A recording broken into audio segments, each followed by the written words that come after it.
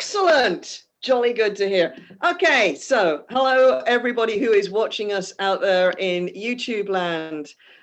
Very nice to have you join us on this warm and sunny Sunday afternoon. I will be explaining the greenery on my head shortly. I haven't gone crazy. It is part of this afternoon's play, which is going to be Troilus and Cressida. So we're all going to Troy for the afternoon.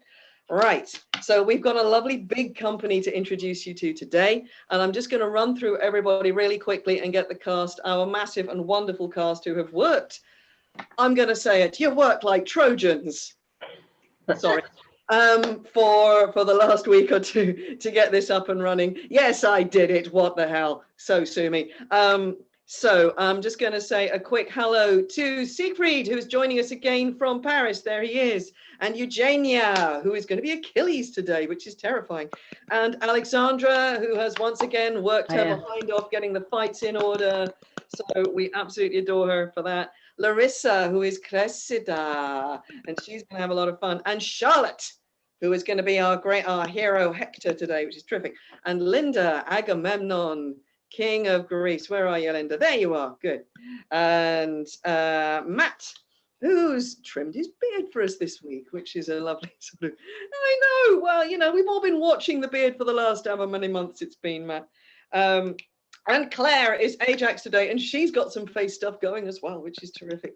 And Mark is joining us from the West Country as well, and he is Nestor today. Simon, where are you? You are Diomedes. There you are. Happily moved house again. Lizzie Huxley's with us. Always glad to have you. And for the first time, and everybody please welcome, we are very happy to welcome Jill Greenacre to our company. So this is a huge sort of delight for me and for all of us. So this is Jill's first time, and we always give the first timer an extra round of applause. So thank you for braving it, and you're crazy, but then so are we. And we have Geraldine, who is looking very smart this week, very dapper for Pandarus, and Jeffrey, who is doing sterling service. Where are you, Jeffrey? There you are. Good to have you. And Fergus, I said it was a big cast.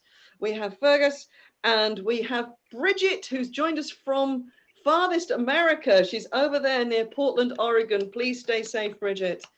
We are very worried about everything that's happening over there. So wonderful to have you join us from the far side of America. And we've got Abby, who's back. Abby from the Cream Face Loons. Lovely to have you again, Abby.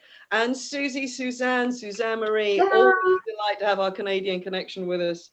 And Nell, where are you? Nellie, there you are, looking very fly. Wow, sunglasses. And we have Tom. Tom is back with us, just joining us for a little part. But it's lovely to have you. Right, I said it was a big company. That is everybody, right? I haven't forgotten anyone. Excellent, wonderful. Oh, I forgot Dewi. How can I forget Dewi? Oh, I'm going to be in trouble tonight. I forgot my husband. Never mind. It's all right, hon. It's only been 18 years. You know, what are we going to do? Yeah. Anyway, he's here too. So, all of you, very nice to see you now. Deep breaths. And Greeks and Trojans, no fighting in the virtual tiring house. Okay, save it for the stage. Off we go, and enter when you are called. So off they go into the virtual tiring house, and I can change my screen. So some very quick, the regular housekeeping comments from me. Hello, my name's Lizzie. If you haven't met me before, I'm the artistic director for this company, Shake-Scene Shakespeare, and our particular method of performance is that we work from cued parts, also known as cue scripts, which means that nobody's seen the entire play. Everybody is prepared only from their own lines and short 2 or 3 word cues that come immediately before. They don't necessarily know who's going to speak. They don't know what's going on in the scene. They might have a guess, they might not. But now I always throw in the proviso because this is quite a physical play. Yes, we have rehearsed the fights. Yes, those little bits and pieces, we have heard some, not all of each other's lines. But the thing is, it ain't cheating, because if we have to do it, so did they in Shakespeare's time. It's stage combat. It's what you got to do. Well, we haven't just got combat in this one. This is our first play where we're embracing stage kissing via Zoom. So that's going to be fun as well. So this is us. This is what we do.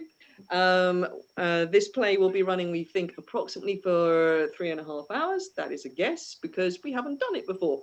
So we don't know. There will be an interval, but if of course you need to nip off and get yourself a glass of water or a cup of tea, please do. We'll be here when you come back. So you will see, if you're watching on YouTube, that as usual, we have our donations link. Now, donations are not required. They are very much appreciated because it enables us to collect together a pool of resources to share out with our cast, those that are still experiencing significant financial hardship in these interesting and challenging times. So, and also, as I said, we'll always say this every week, a percentage of our bucket goes to the Stephen Lawrence Foundation, which is a cause which we very deeply believe in. And so it is our delight to be able to share that money with them. So if you are able, please do. If you're not, then please enjoy the play anyway. We will be here regardless. Now then, we're about to go to Troy. But before we do that, I need to explain this. And I won't be wearing it for the whole play, not that you'll be able to see me. This play has a formal prologue. Many plays don't, although every play would have had a prologue of some sort. Many of your average prologue is specific to the day, the event, the particular performance that they were written for. This one actually has a story setting prologue. So I kind of felt like that was my job to do rather than giving it to one of the cast. So the Wreath of Greenery is keeping in with the Renaissance tradition that the person speaking the prologue in one of the London playhouses in Shakespeare's time would have come on stage wearing a black cloak and a wreath of bay leaves specifically. Now, my little bay tree wasn't big enough to provide a full wreath, so I went and raided the garden, and this is what I ended up with. So I have my black, I have my wreath, I have my prologue. Troilus and Cressida. This is going to be the play. We are going to Troy.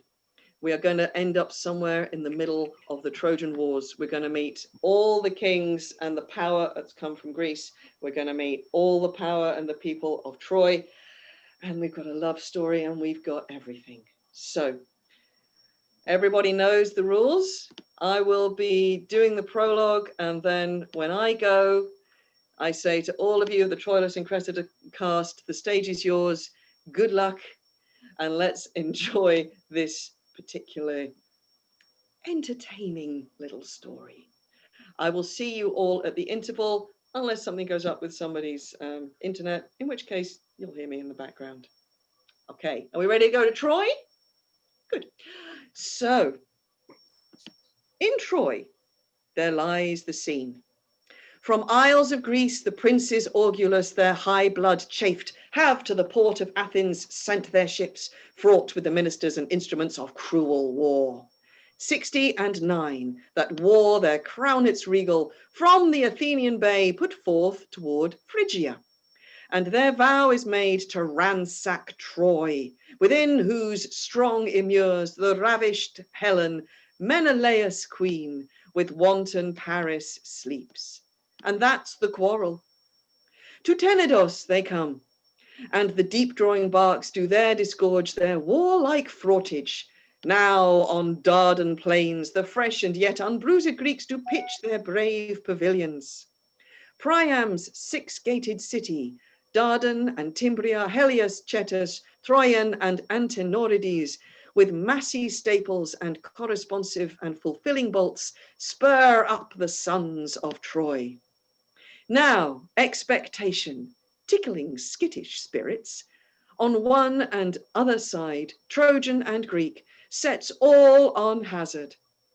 And hither am I come, a prologue armed, but not in confidence of author's pen or actor's voice, but suited in like conditions as our argument, to tell you, fair beholders, that our play leaps o'er the vaunt and firstlings of those broils, beginning in the middle, starting thence away to what may be digested in a play. Like or find fault, do as your pleasures are, now good or bad, 'tis but the chance of war. Oh, call here my varlet. I'll unarm again. Oh. Why should I war without the walls of Troy? that find such cruel battle here within. Each Trojan that is master of his heart, let him to the field. Troilus, alas, hath none. Will this gear ne'er be mended? Oh, the Greeks are strong and skillful to their strength, fierce to their skill, and to their fierceness valiant.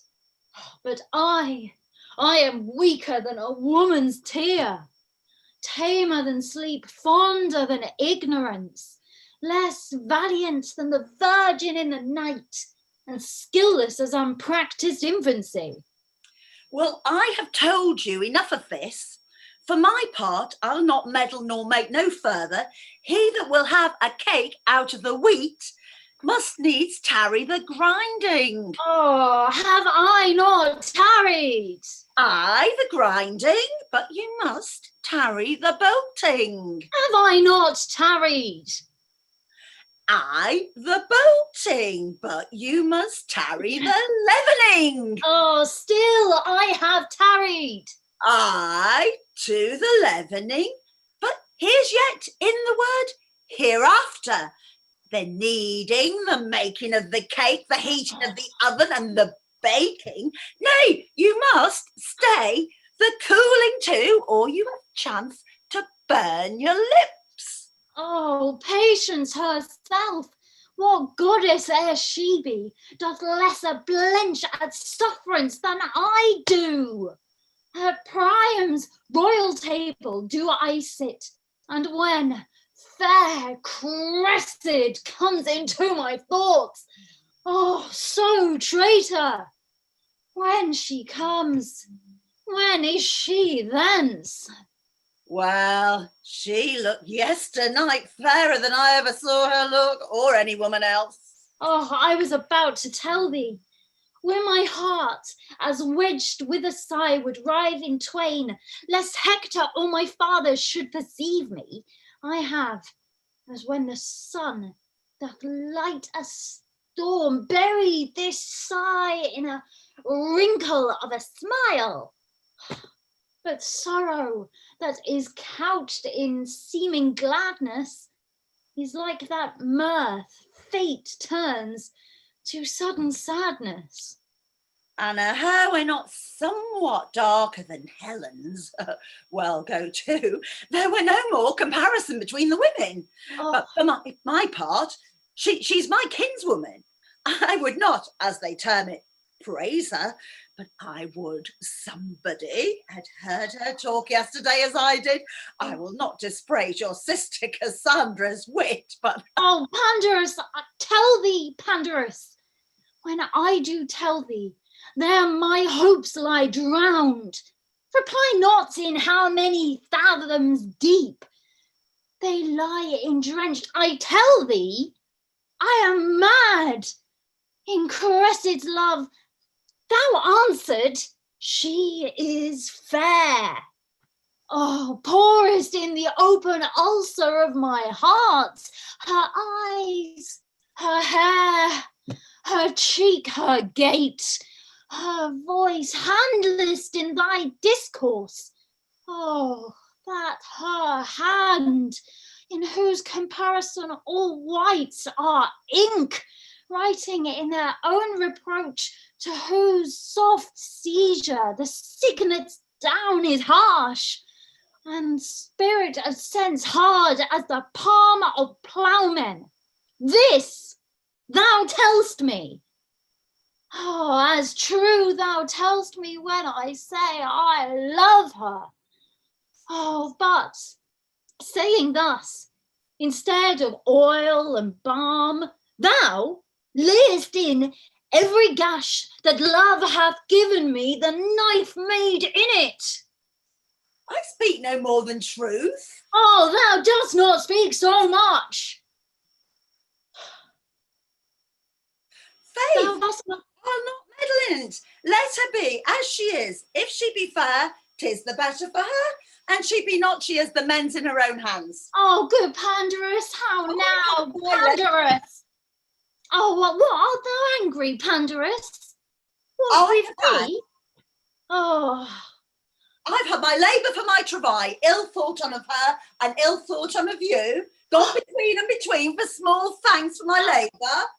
oh, what, art thou angry, Pandarus? What with me? Because she's kin to me, therefore she's not as fair as Helen, and she were not kin to me, she would be as fair on Friday as Helen is on Sunday. But what care I care not, 'tis all one to me. Oh, say she is not fair. I do not care whether you do or no. She's a fool to stay behind her father. Let her to the Greeks, and so I'll tell her next time I see her. For my part, I'll meddle not nor make no more in the matter. Oh, Pandarus! Bye. Oh, sweet Pandarus! Pray you, speak no more to me. I will leave all as I found it, and there an end.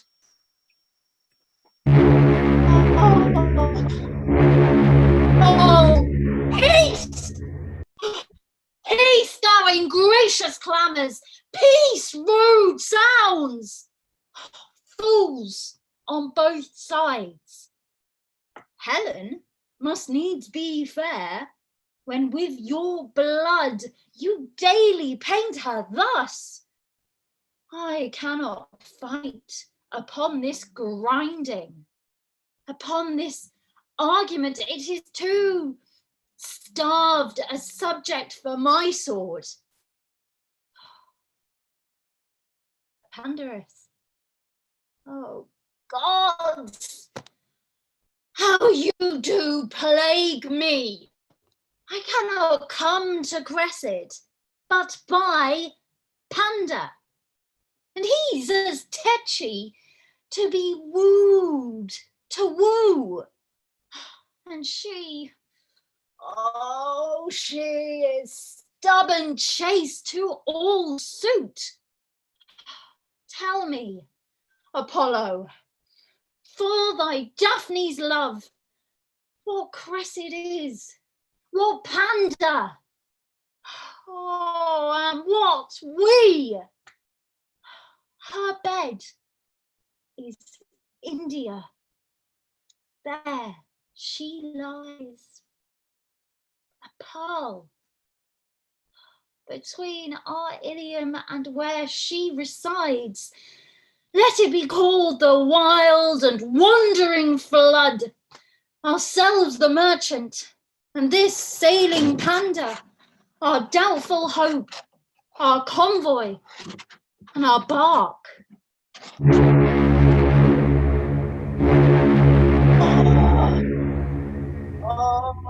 How now, Prince TROILUS? Wherefore not afield? Oh, because not there. This woman's answer sorts, for womanish it is to be from thence. What news, Aeneas, from the field today? That Paris is returned home and hurt. By whom, Aeneas? TROILUS, by Menelaus. Oh, let Paris bleed. 'Tis but a scar to scorn. Paris is gored with Menelaus' pawn.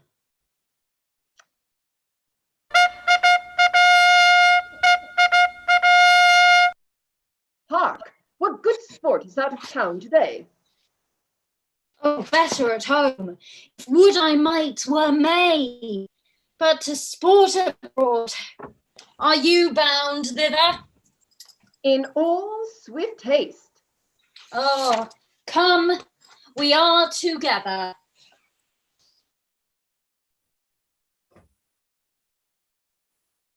Who were those went by? Queen Hecuba and Helen. And whither go they?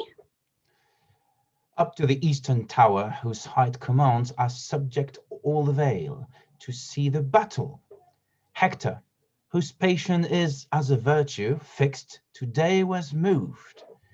He chid Andromache and struck his armorer, and, like as there was husbandry in war, before the sun rose, he was harnessed light, and to the field goes he, with every flower, did, as a prophet, weep what it foresaw in Hector's wrath. What was his cause of anger? The noise goes this. There is among the Greeks a lord of Trojan blood, nephew to Hector. They call him Ajax. Good. And what of him? They say he is a very man per se, and stands alone. So do all men, unless they are drunk, sick, or have no legs. This man, lady, hath robbed many beasts of their particular additions. He is a valiant as a lion, churlish as the bear, slow as the elephant. A man into whom nature hath so crowded humours that his valour is crushed into folly, his folly sourced with discretion. There is no man hath virtue that he hath not a glimpse of, nor any man unattained but he carries some stain of it. He is melancholy without cause, and merry against the hair. He hath the joints of everything, but if everything so out of joint that he is gouty brerus, many hands and no use, or Poblain Argus, all eyes and no sight. But how should this man that make me smile make Hector angry? They say he yesterday coped Hector in the battle and struck him down, the disdain and shame whereof hath ever since kept Hector fasting and waking. Who comes here? Madam, your uncle Pandarus. Hector's a gallant man. As may be in the world, lady. What's that? What's that? Good morrow, Uncle Pandarus. Good morrow, cousin Cressid. What do you talk of? Good morrow, Alexander. How do you, cousin? When were you at Ilium? This morning, Uncle. What were you talking of when I came? Was Hector armed and gone ere you came to Ilium? Helen was not up, was she? Hector was gone, but Helen was not up. Even so, Hector was stirring early. That's what we were talking of, and of his anger. Was he angry? So he says here. True, he was so. I know the cause too. He'll lay about him today. I can tell them that. And there's Troilus will not come far behind him. Let them take heed of Troilus. I can tell them that too. What, is he angry too? Who? Troilus? Troilus is the better man of the two. Oh, Jupiter, there's no comparison. What? Not between Troilus and Hector? Do you know a man if you see him? Aye, if I ever saw him before and knew him. Well, I say Troilus is Troilus. Then you say as I say, for I am sure he is not Hector. No, Hector is not Troilus in some degrees. 'Tis just to each of them. He is himself. Himself? Alas, poor Troilus, I wish he were. So he is. Condition, I had gone barefoot to India. He is not Hector.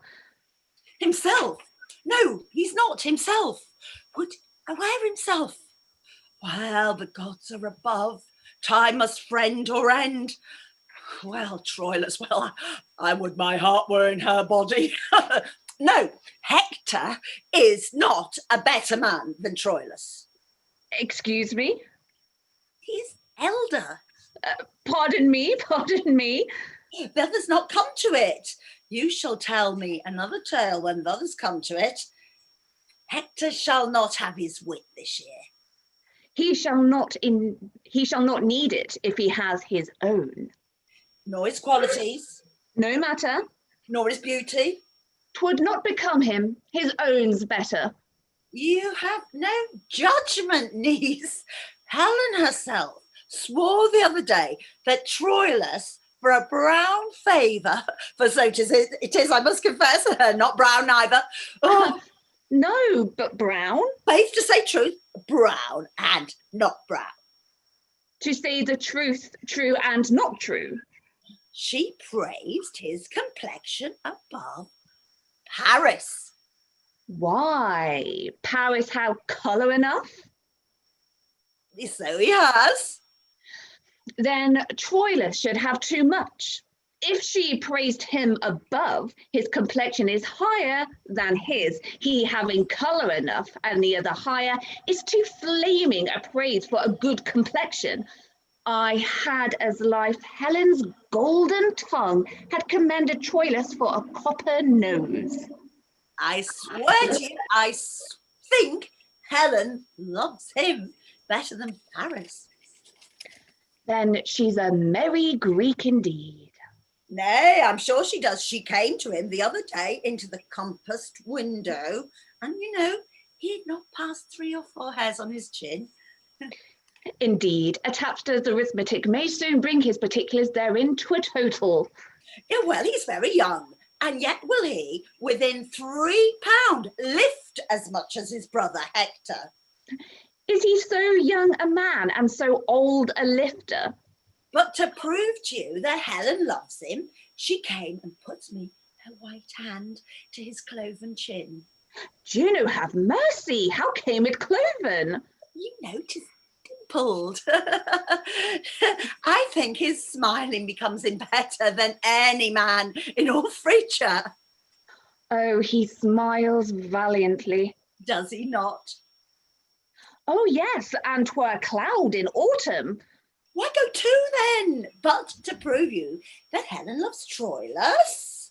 Troilus will stand to the proof if you'll prove it so. Troilus, why, he esteems her no more than I esteem an addled egg. If you love an addle egg as well as you love an idle head, you would eat chickens in the shell. I cannot choose but laugh to think how she tickled his chin. Indeed, she has a marvellous white hand, I must needs confess. Without the rack. She takes upon it to spy a white hair on his chin. Alas, poor chin, many a wart is richer. But with such laughing, Queen Hecuba laughed that her eyes ran off. With millstones? And Cassandra laughed. But there were more temperate fire under the pot of her eyes. Did her eyes run o'er too? And Hector laughed. At what was all this laughing? Marry, at the white hair that Helen spied on Troilus' chin. And had been a green hair, I should have laughed too. They laugh so not much at the hair as his pretty answer. What was his answer? Quoth she, here's but 52 hairs on your chin, and one of them is white. This is her question. That's true, make no question of that. 52 hairs, quoth he, and one white. That white hair is my father, and all the rest are his sons. Jupiter, quoth she, which of these hairs is Paris, my husband? The forked one, quoth he. Pluck it out and give it to him. But there was such laughing, and Helen so blushed, and Paris so chafed, and all the rest so laughed, and it passed. So let it now, for it has been a while going by. Well, cousin, I told you a thing yesterday. Think on't. So I do. I'll be sworn, 'tis true, he will weep you, and 'twere a man born in April. And I'll spring up in his tears, and 'twere a nettle against May. Oh, they're coming from the field. Can we stand up here and see them as they pass towards Lily of good niece? Do, sweet niece Cressida. At your pleasure. Here's an excellent place. Here we may see them most bravely. I'll tell you them all by the names as they pass by, but mark, Troilus above the rest. Speak not so loud. That's Aeneas. Is not that a brave man? He's one of the flowers of Troy, I can tell you. But more, Troilus, you shall see it. You shall see anon. Who's that? That's Antenor. He has a shrewd wit, I can tell you, and he's a man good enough. He's one of the soundest judgments in whosoever, and a proper man of person. When comes Troilus? I'll show you Troilus anon. If he sees me, you shall see him nod at me. Will he give you the nod? You shall see. If he do, the rich shall have more. Oh, that's Hector. That look you. There's a fellow. Go away, Hector! There's a brave man, niece. A brave Hector! Look how he looks. There's a countenance. It's not a brave man. Oh, a brave man. Is it not? He does his man's heart good and the devil come to him. It's all one. By God's lid, it does a heart good. Yonder comes Paris. Yonder comes Paris. Look ye yonder, niece, is not a gallant man too, no? Is it not? Why, this is brave now. Who said he came hurt home today? He's not hurt. Oh, that'll do Helen's heart good now. Would I could see Troilus now. You shall see Troilus anon. Who's that? That's Helenus. I marvel where Troilus is. That's Helenus. I think he went not forth today. That's Helenus. Can Helenus fight, Uncle? Helenus? No. Yes, he'll fight indifferent well. Oh, I marvel where Troilus is. Oh, do you not hear the people cry, Troilus? Helenus is a priest. What sneaking fellow comes yonder? Oh, yonder, that's Dephobus. Oh, 'tis Troilus! There's a man, niece. Brave Troilus, the prince of chivalry. Peace, for some shame, peace. Mark him, note him. Oh, brave Troilus, look well upon him, niece. Look you how his sword is bloodied, his helm more black, more hacked than Hector's, and how he looks, and how he goes. Oh, admirable youth. Ne'er saw 23. Go thy way, Troilus, go thy way. Had I a sister were a grace, or a daughter a goddess, he should take his choice. Oh, admirable man. Paris is dead to him, and I warrant Helen to change would give an eye to boot. I could live and die ere the eyes of Troilus. Never look, never look. The eagles are gone. Crows and daws, crows and daws.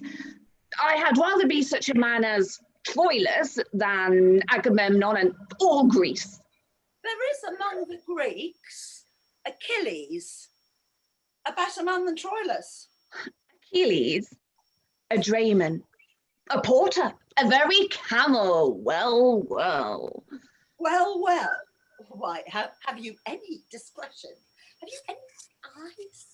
Do you know what a man is? Is it not birth, beauty, good shape, discourse, manhood, learning, gentleness, virtue, youth, liberality, and such like? The spice and salt that season a man. Aye, a minced man, and then to be baked with no date in the pie, for then the man dates out. You are such a woman. One knows not at what ward you lie. Upon my back to defend my belly, upon my wit to defend my wiles, upon my secrecy to defend mine honesty, my mask to defend my beauty, and you to defend all these. And at all these words I lie, and at 1,000 watches. Say one of your watches. Nay, I'll watch you for that. And that's one of the chiefest of them too. If I cannot ward what I would not have hit, I can watch you for telling how I took the blow, unless it swells past hiding and then it is past watching. You are such another. My lord, sir, my lord would instantly speak with you. Where? At your own house there, he unarms him. Oh, good boy. Tell him I'll come. I doubt he be hurt. Fare you well, good niece. Adieu, uncle. I'll be with you, niece, by and by. To bring, uncle? Aye, a token from Troilus. By the same token, you are aboard.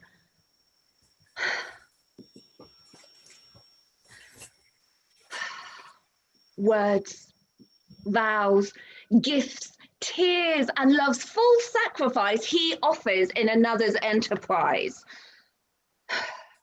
But more in Troilus, thousandfold I see than in the glass of Pandar's praise may be.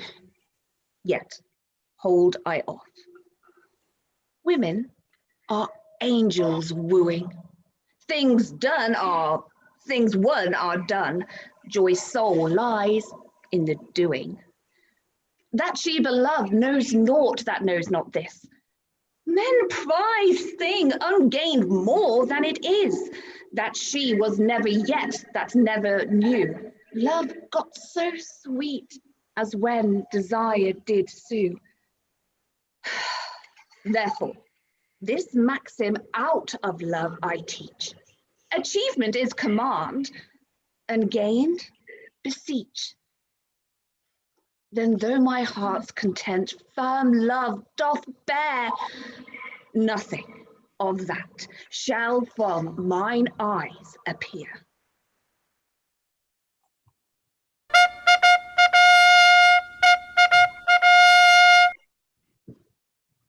Princes, what grief hath set the joy on your cheeks? The ample proposition that hope makes in all designs, begun on earth below, fails in the promised largeness. Checks and disasters grow in the veins of action, fires reared, as knots by the conflux of mutual stack. Infect the sound pine and divert his grain, tortive and errant from his course of growth. Nor, princes, is it matter new to us that we come short of our suppose so far, that after 7 years' siege, yet Troy walls stand, if every action that hath gone before, whereof we have record, trial did draw bias and thwart, not answering the aim, and that unbodied figure of the thought that gave to the miser's shape.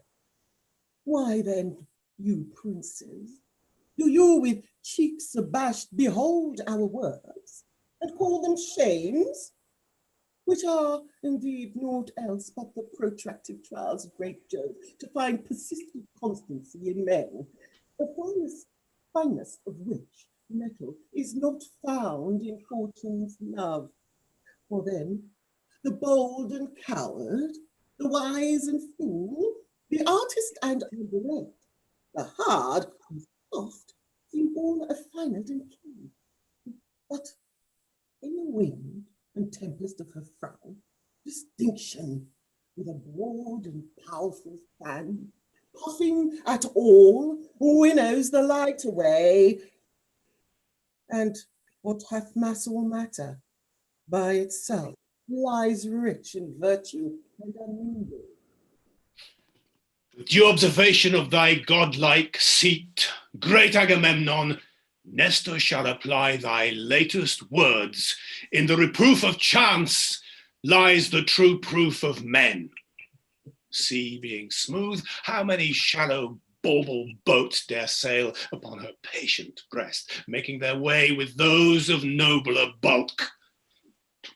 But let the ruffian Boreas once enrage the gentle Thetis, and anon, behold, the strong-ribbed bark through liquid mountains cut, bounding between the two moist elements, like Perseus' horse, where's then the saucy boat, whose weak, untimbered sides but even now co-rivaled greatness, either to harbour fled, or made a toast for Neptune. Even so, doth valour's show and valour's worth divide in storms of fortune, for in her ray and brightness the herd hath more annoyance by the breeze than by the tiger. But when the splitting wind makes flexible the knees of knotted oaks, and flies fled under shade, why then the thing of courage, as roused with rage doth sympathize, and with an accent tuned in self-same key, retorts to chiding fortune. Agamemnon, thou great commander, nerve and bone of Greece, heart of our numbers, soul and only spirit in whom the tempers and the minds of all should be shut up. Hear what Ulysses speaks. Besides the applause and approbation which, most mighty, for thy place and sway, and thou, most reverend, for thy stretched out life, I give to both your speeches, which were such as Agamemnon in the hand of Greece should hold up high in brass, and such again as venerable Nestor, hatched in silver, should, with a bond of air strong as the axle tree on which the heaven rides, knit all the Greekish ears to his experienced tongue. Yet let it please both, thou great and wise, to hear Ulysses speak. You speak, a prince of Ithaca, and bit of less expect that matter needless of importless burden divide thy lips, than we are confident. When rank Thersites opes his majestic jaws, we shall hear music, wit, and oracle. Troy, yet upon his basis, had been down, and the great Hector's sword had lacked a master, but for these instances. The specialty of rule has been neglected, and look how many Grecian tents do stand hollow upon this plain. So many hollow factions. When that the general is not like the hive to whom the foragers shall all repair, what honey is expected? Degree being visited, the unworthiest shows us fairly in the mask. The heavens themselves, the planets, and this center observe degree, priority, and place in sisture, course, proportion, season, form, office, and custom in all line of order. And therefore is the glorious planet Sol in noble eminence enthroned and sphered amidst the others, whose medicinable eye corrects the ill aspects of planets' evil, and posts, like the commandments of king, shines check to good and bad. But when the planets in evil mixture to disorder wander, what plagues and what portents, what mutiny, what raging of the sea, shaking of earth, commotion in the winds, frights, changes, horrors, divert and crack, rend and deracinate the unity and married calm of states, quite from their fixture. Oh, when degree is shaked, which is the ladder to all high designs, the enterprise is sick. How could communities, degrees in schools and brotherhoods in cities, peaceful commerce from dividable shores, the primogeniture and due of birth, prerogative of age, crowns, scepters, laurels, but by degree stand in authentic place? Take but degree away, untune that string, and hark what discord follows. Each thing meets in mere repugnancy. The bounded waters should lift their bosoms higher than the shores and make a sop of all this solid globe. Strength should be lord of imbecility, and the rude son should strike his father dead. force should be right. Or rather, right and wrong, between whose endless jar justice resides, should lose their names, and so should justice too. Then everything includes itself in power, power into will, will into appetite, and appetite, a universal wolf, so doubly seconded with will and power, must make perforce a universal prey. And last, eat up itself. Great Agamemnon, this chaos, when degrees suffocate, follows the choking. And this neglection of degree it is, that by a pace goes backward with a purpose it has to climb.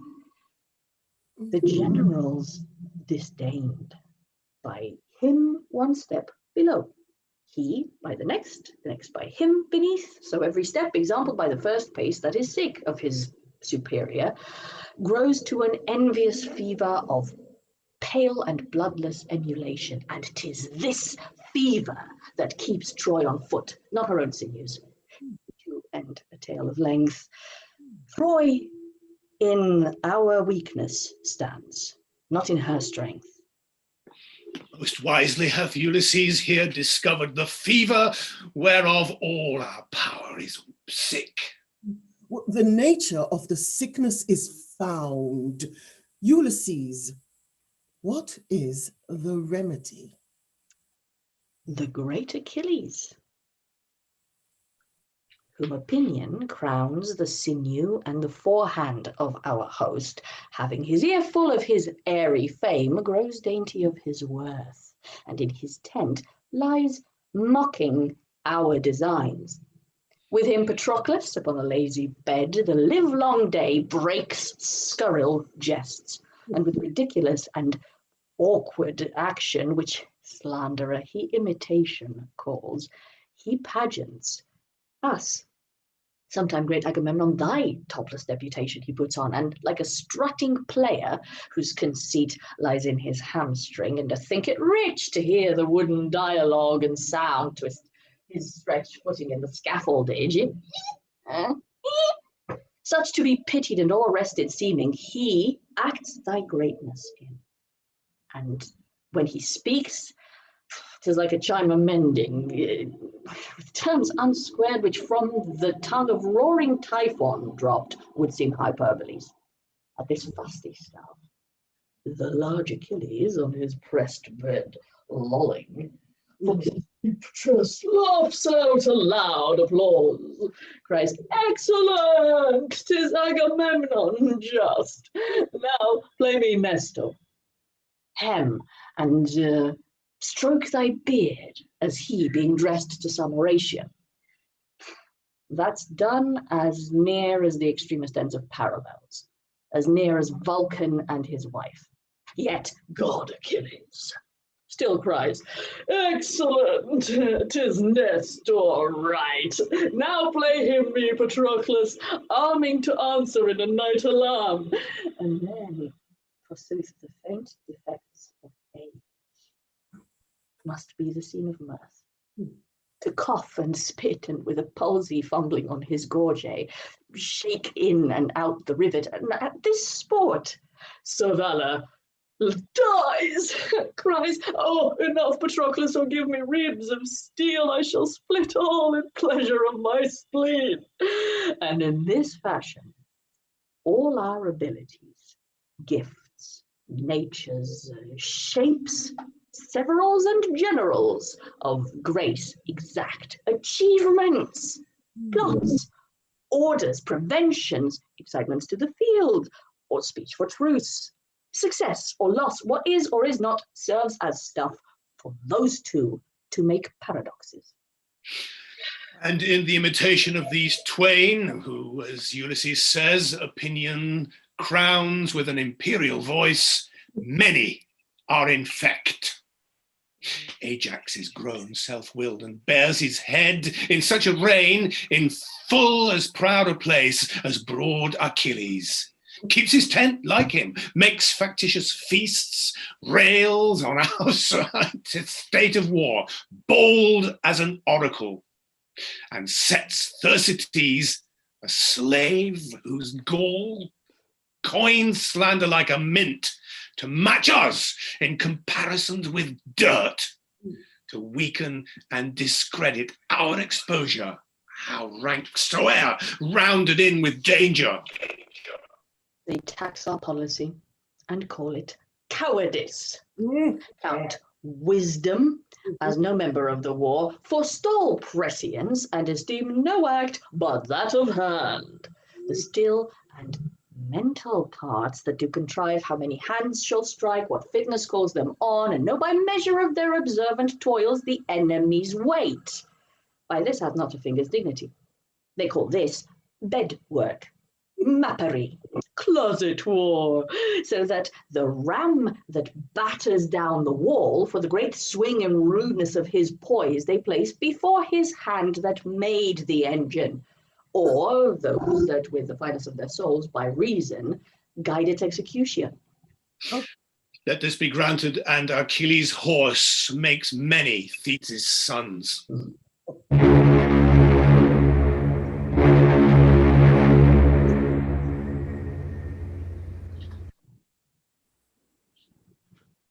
Amen. What trumpet? Look, Menelaus. What trumpet? From Troy. Menelaus? From Troy. Oh, shit. From Troy. What would you for our tent? Is this great Agamemnon's tent, I pray you? Even this? May one that is a herald and a prince do a fair message to his kingly ears? With surety stronger than Achilles' arm, for all the Greekish heads, which with one voice call Agamemnon, head and general. Fair leave and large security. How may a stranger to those most imperial looks know them from eyes of other mortals? How? I ask that I might waken a reverence and bid the cheek be ready with a blush, modest as morning when she coldly eyes the youthful Phoebus. Which is that god in office guiding men? Which is the high and mighty Agamemnon? This Trojan scorns us, or the men of Troy are ceremonious courtiers. Courtiers as free, as debonair, unarmed, as bending angels. That's their fame in peace. But when it would seem soldiers, they have galls, good arms, strong joints, true swords, and Jove's accord. Nothing so full of heart. But peace, Aeneas, peace, Trojan. Lay thy finger on thy lip. The worldliness of praise disdains his worth, if that the praised himself bring the praise forth. But what the repining enemy commends, that breath fain blows, the praise, so sure, transcends. Sir, you of Troy, call you yourself Aeneas? I, Greek, that's my name. What's your affair, I pray you? Sir, pardon, 'tis for Agamemnon's ears. He hears naught privately that comes from Troy. Nor I from Troy come not to whisper him. I bring a trumpet to awaken his ear, to set his sense on the attentive bent, and then to speak. Speak frankly as the wind. It is not Agamemnon's sleeping hour that thou shalt know. Trojan, he is awake. He tells thee so himself. Trumpet, blow loud. Send thy brass voice through all these lazy tents, and every Greek of metal let him know what Troy means fairly shall be spoke aloud.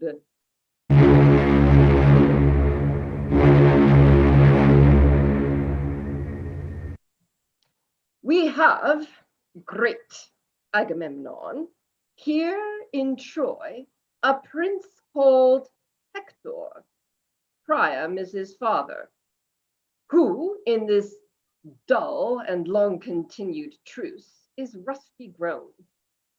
He bade me take a trumpet, and to this purpose, kings, princes, lords, if there be one among the fairest of Greece that holds his honor higher than his ease, that seeks his praise more than he fears his peril, that knows his valor and knows not his fear, that looks his mistress more than in confession with truant vows to her own lips he loves, and dare avow her beauty and her worth in other arms than hers, to him this challenge.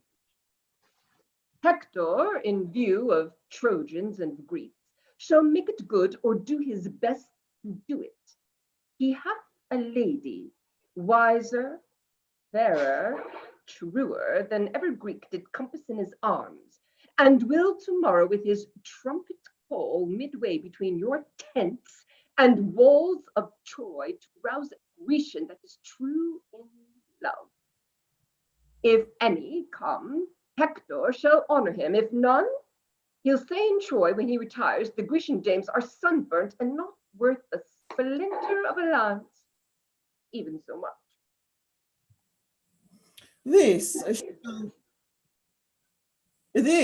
shall be told our lovers, Lord Aeneas. If none of them have soul in such a kind, we left them all at home. If you are soldier, and may that soldier a mere recreant prove, that means not, hath not, or is not in love. If then one is, or hath, or means to be, that one meets Hector. If none else, I am he. Tell him, Nestor, one that was a man when Hector's grandsire sucked, he is now old.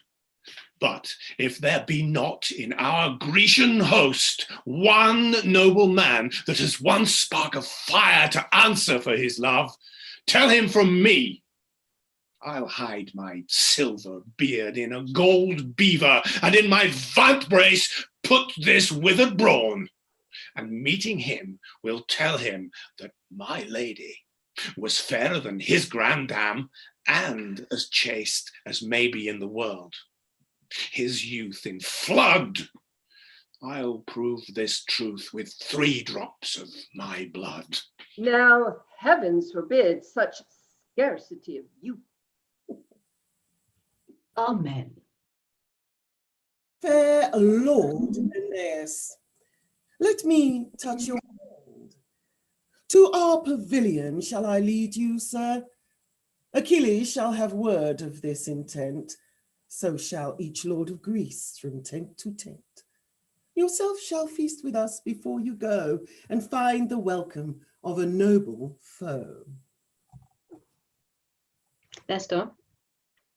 What says Ulysses? I have a young conception in my brain. Be you my time to bring it to some shape? What is it? This 'tis. Blunt wedges rive hard nuts.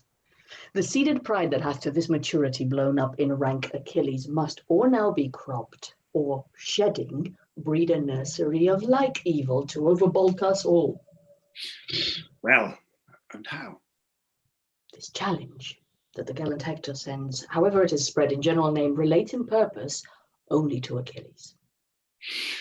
Purpose is perspicuous even as substance, whose grossness little characters sum up, and in the publication make no strain, but that Achilles, were his brain as barren as the banks of Libya, though Apollo knows 'tis dry enough, will with great speed of judgment, aye, with celerity, find Hector's purpose pointing on him. And wait him to the answer. Think you? Yes, 'tis most meet. Whom may you else oppose that can from Hector bring this honour off, if not Achilles? Though it be a sportful combat, yet in the trial much more opinion dwells. For here the Trojans taste our dearest repute with their finest palate. And trust me, Ulysses, our imputation shall be oddly poised in this wild action, for the success, although particular, shall give a scantling of good or bad to the general. And in such indexes, although small pricks to their subsequent volumes, there is seen the baby figure of the giant mass of things to come at large. It is supposed that he meets Hector's issue from our choice, and choice, being mutual act of all our souls, makes merit of her election, and doth boil, as 'twere, from us all a man distilled out of our virtues, who, miscarrying, what heart receives from thence the conquering part, to steal a strong opinion of themselves, which entertained limbs are his instruments, in no less working than are swords and bows directive by the limbs. Give pardon to my speech. Therefore, 'tis meet Achilles, meet not Hector. Let us like merchants show our foulest wares, and think perchance they'll sell. If not, the lustre of the better yet to show shall show the better. Do not consent that ever Hector and Achilles meet. For both our honour and our shame in this are dogged with two strange followers. Not with my old eyes. What are they? What glory our Achilles shares from Hector, were he not proud, we all should share with him, but he already is too insolent, and we were better parch in Afric's sun than in the pride and salt scorn of his eyes should he scape Hector fair. If he were foiled, why then we did our main opinion crush in taint of our best man. No, make a lottery, and by device let blockish Ajax draw the sword to fight with Hector. Among ourselves give him allowance for the better man, for that will physic the great Myrmidon who broils in loud applause, and make him fall his crest that prouder than blue iris bends. If the dull, brainless Ajax come safe off, we'll dress him up in voices. If he fail, yet go we under our opinion still that we have better men. But hit or miss, our project's life this shape of sense assumes. Ajax, employed, plucks down Achilles' plumes. Ulysses, now I begin to relish thy advice, and I will give a taste of it forthwith to Agamemnon. Go it to him straight. Two curs shall tame each other. Pride alone must tar the mastiffs on, as 'twere their bone.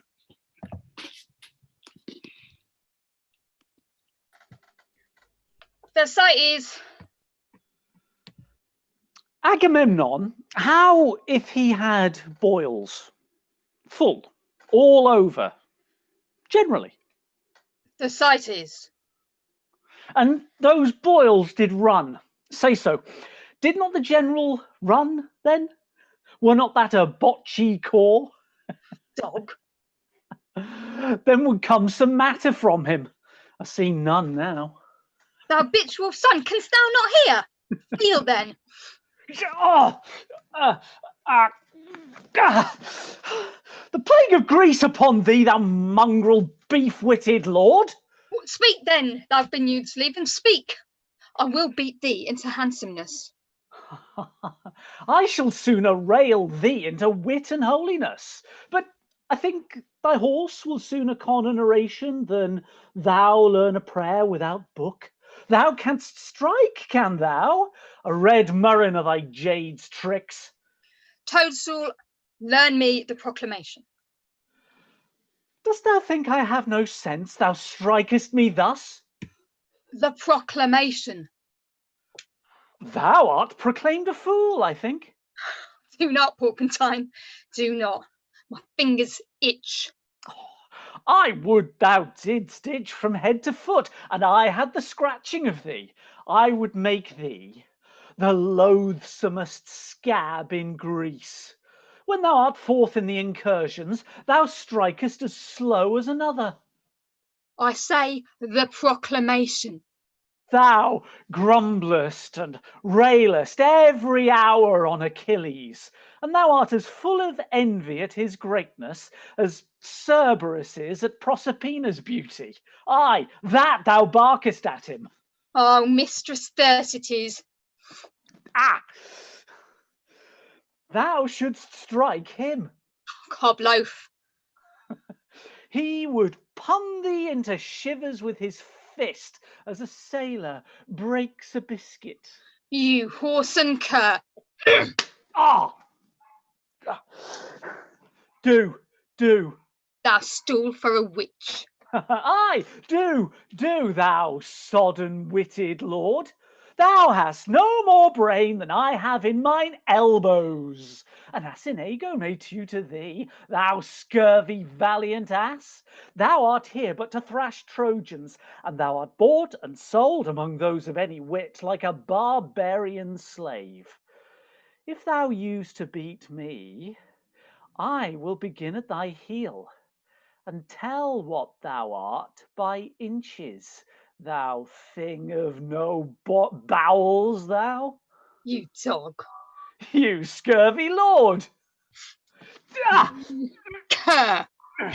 Ah! Mars, his idiot. Ah! Do, rudeness. Ah! Do, camel. Do. Why, how now, Ajax? Wherefore do you thus? How now, Thersites? What's the matter, man? You see him there, do you? Aye, what's the matter? Nay, look upon him. So I do. What's the matter? Hey, but regard him well. Well, why I do so? But yet you look not well upon him, for whosoever you take him to be, he is Ajax. I know that, fool. Aye, but that fool knows not himself. Therefore I beat thee. Lo, what modicums of wit he utters. His evasions have ears thus long. I have bobbed his brain more than he has beat my bones. I will bind 9 sparrows for a penny, and his pia mater is not worth the 9th part of a sparrow.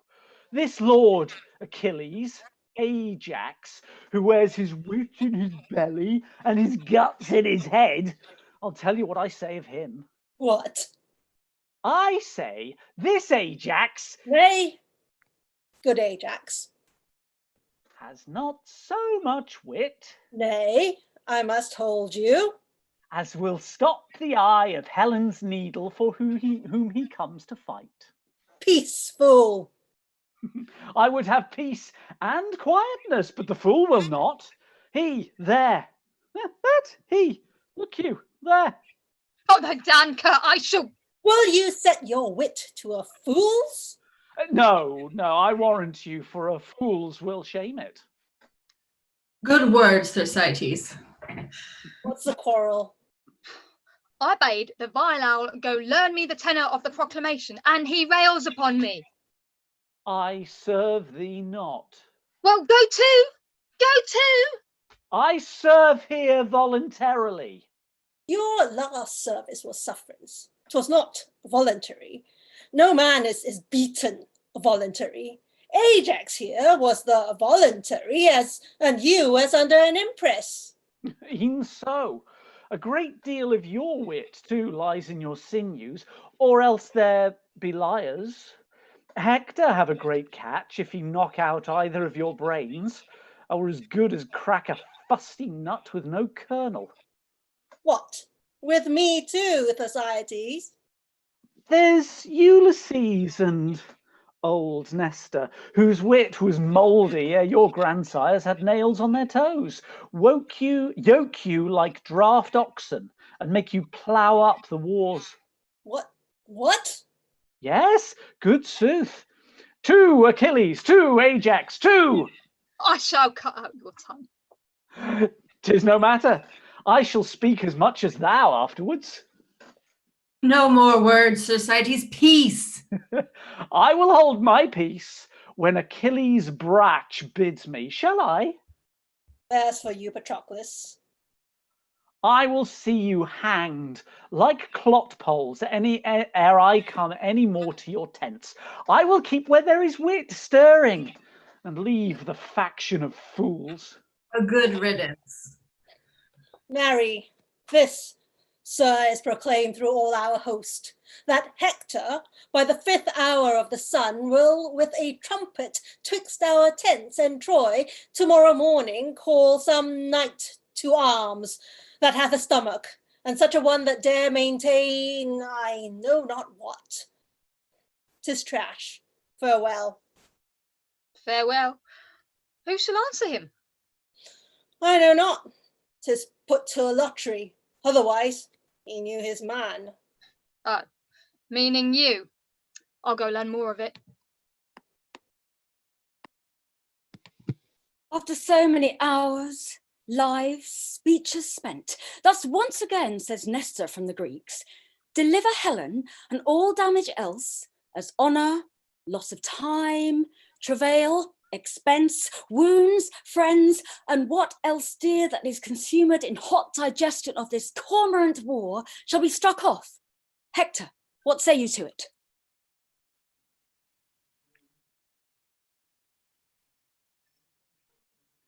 Though no man lesser fears the Greeks than I, as far as toucheth my particular, yet, dread Priam, there is no lady of more softer bowels, more spongy to suck in the sense of fear, more ready to cry out, who knows what follows, than Hector is. The wound of peace is surety, surety secure. But modest doubt is called the beacon of the wise, the tent that searches to the bottom of the worst. Let Helen go. Since the first sword was drawn about this question, every tithe soul mongst many thousand Dismes has been as dear as Helen, I mean of ours. To guard a thing not ours, nor worth to us, had it our name, the value of 110, what merits in that reason which denies the yielding up of her? Oh, fie, my brother. Weigh you the worth and honour of a king, so great as our dread father, in a scale of common ounces, will you, with counted sum, the past proportion of his infinite, and buckle in a waist most fathomless, with spans and inches so diminutive, as fears and reasons, fie, for godly shame. No marvel that you bite so sharp at reasons, you are so empty of them. Now, should not our father bear the great sway of his affairs with reasons, because your speech hath none that tells him so? Oh, you are for dreams and slumbers, brother priest. You fur the gloves with reason. Here are your reasons. You know an enemy intends you harm. You know a sword employed is perilous. And reason flies the object of all harm. Who marvels then when Helenus beholds a Grecian and his sword? If he do set the fairy wings of reason to his heels and fly like chidden Mercury from Jove, or like a star disorbed, nay, if we talk of reason, let's shut our gates and sleep. Manhood and honour should have hare hearts. Would they but fat their thoughts with this crammed reason? Reason and respect makes livers pale and lustihood deject. Brother, She is not worth what she doth cost the holding. Oh, what is aught but as 'tis valued? But value dwells not in particular will. It holds his estimate and dignity as well wherein 'tis precious of itself, as in the prizer. 'Tis mad idolatry to make the service greater than the god, and the will dotes that is attributive to what infectiously itself affects without some image of the affected merit. Oh, I take today a wife, and my election is led on in the conduct of my will enkindled by mine eyes and ears, two traded pilots twixt the dangerous shores of will and judgment. How may I avoid, although my will distaste what is elected, the wife I choose? There can be no evasion to blench from this and to stand firm by honour. We turn not back the silks upon the merchant when we have soiled them, nor the remainder viands we do not throw in unrespected sieve because we are now full. It was thought meet Paris should do some vengeance on the Greek. Your breath of full consent bellied his sails. The seas and winds old wranglers took a truce and did him service. He touched the ports desired, and for an old aunt whom the Greeks held captive, he brought a Grecian queen whose youth and freshness wrinkles Apollo's and makes stale the morning. Why keep we her? The Grecians keep our aunt. Is she worth keeping? Why? She is a pearl whose price hath launched above 1,000 ships and turned crowned kings to merchants. Oh, if you'll avow 'twas wisdom Paris went, as you must needs, for you all cried, go, go. If you'll confess, he brought home noble prize, as you must needs, for you all clapped your hands and cried, inestimable. Why do you now the issue of your proper wisdom rate and do a deed that fortune never did? Beggar the estimation which you prized, richer than sea and land. Oh, theft most base, that we have stolen what we fear to keep. But thieves, unworthy of a thing so stolen, that in their country did them at that disgrace, we fear to warrant in our native place. Cry, Trojans, cry! What noise? What shriek is this? It is Sandra. 'Tis our mad sister. I do know her voice. Cry, Trojans! Sandra. Cry, Trojans, cry! Lend me 10,000 eyes, and I will fill them with prophetic tears. Peace, sister, peace. Virgins and boys, mid-aged and wrinkled eld, soft infancy that nothing canst but cry, add to my clamors. Let us pay betimes a moiety of that mass of moan to come. Cry, Trojans, cry!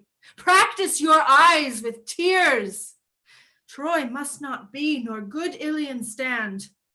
Our firebrand brother Paris burns us all. Cry, Trojans, cry, a Helen and a woe. Cry, cry, Troy burns, or else let Helen go. Well now, youthful Troilus, Do not these high strains of divination in our sister work some touches of remorse? Or is your blood so madly hot that no discourse of reason nor fear of bad success in a bad cause can qualify the same? Oh, why, brother Hector? We may not think the justness of each act such and no other than events doth form it, nor once deject the courage of our minds because Cassandra's mad. Her brain-sick raptures cannot distaste the goodness of a quarrel, which hath our several honours all engaged, to make it gracious. For my private part, I am no more touched than all Priam's sons. Jove forbid there should be some done amongst us, such things as might offend the weakest spleen to fight for and maintain. Else might the world convince of levity as well my undertakings as your counsels. But I attest the gods your full consent gave wings my proposition and cut off all fears attending on so dire a project. For what? Alas, can these single arms? What propugnation is one man's valour to stand the push and enmity of those this quarrel would excite? Yet, I protest, were I alone to pass the difficulties, and had as ample power as I have will, Paris should ne'er retract what he hath done, nor faint in the pursuit. Paris, you speak like one besotted on your sweet delights. You have the honey still, but these the gall. So to be valiant is no praise at all. Sir, I propose not merely to myself the pleasures such a beauty brings with it, but I would have the soil of her fair rape wiped off, in honourable keeping her.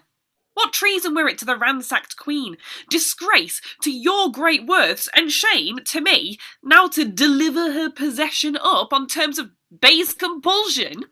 Can it be that so degenerate a strain as this should once set footing in your generous bosoms? There's not the meanest spirit on our party, without a heart to dare or sword to draw when Helen is defended. Nor none so noble, whose lives were ill bestowed or death unfeigned, where Helen is the subject. Then I say, well may we fight for her, whom we know well the world's large spaces cannot parallel. Paris and Troilus, you have both said well, and on the cause and question now in hand have glozed, but superficially. Not much unlike young men whom Aristotle thought unfit to hear moral philosophy. The reasons you allege do more conduce to the hot passion of distempered blood than to make up a free determination twixt right and wrong. For pleasure and revenge have ears more deaf than adders to the voice of any true decision.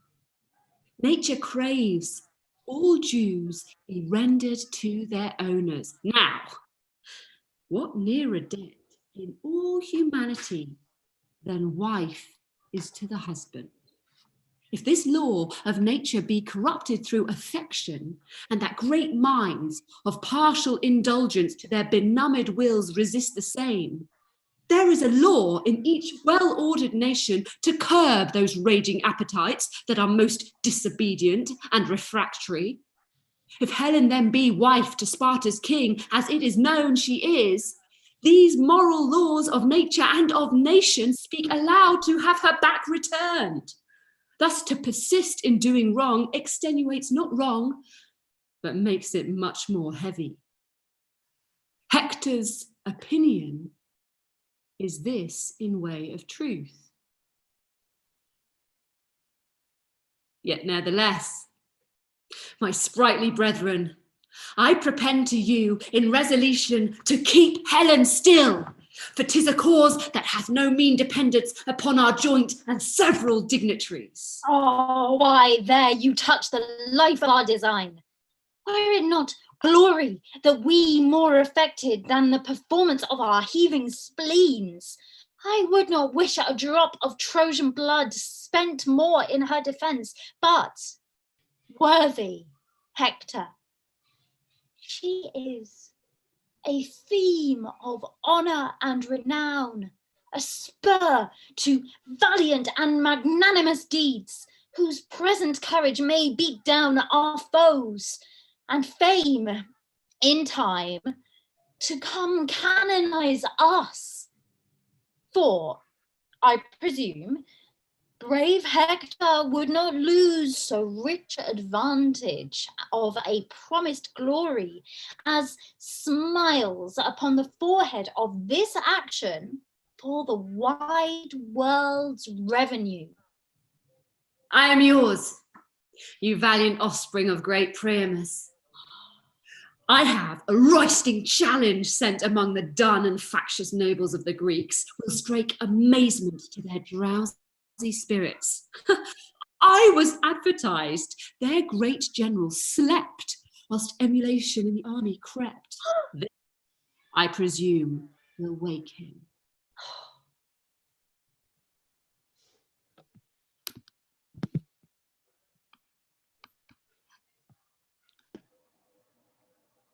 How now, Thersites? How now, Thersites? What, lost in the labyrinth of thy fury?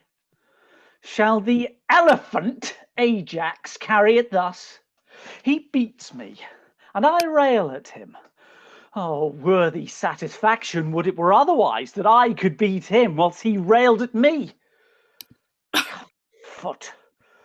I'll learn to conjure and raise devils, but I'll see some issue of my spiteful execrations. Oh, then there's Achilles, a rare engineer. If Troy be not taken till these two undermine it, the walls will stand till they fall of themselves.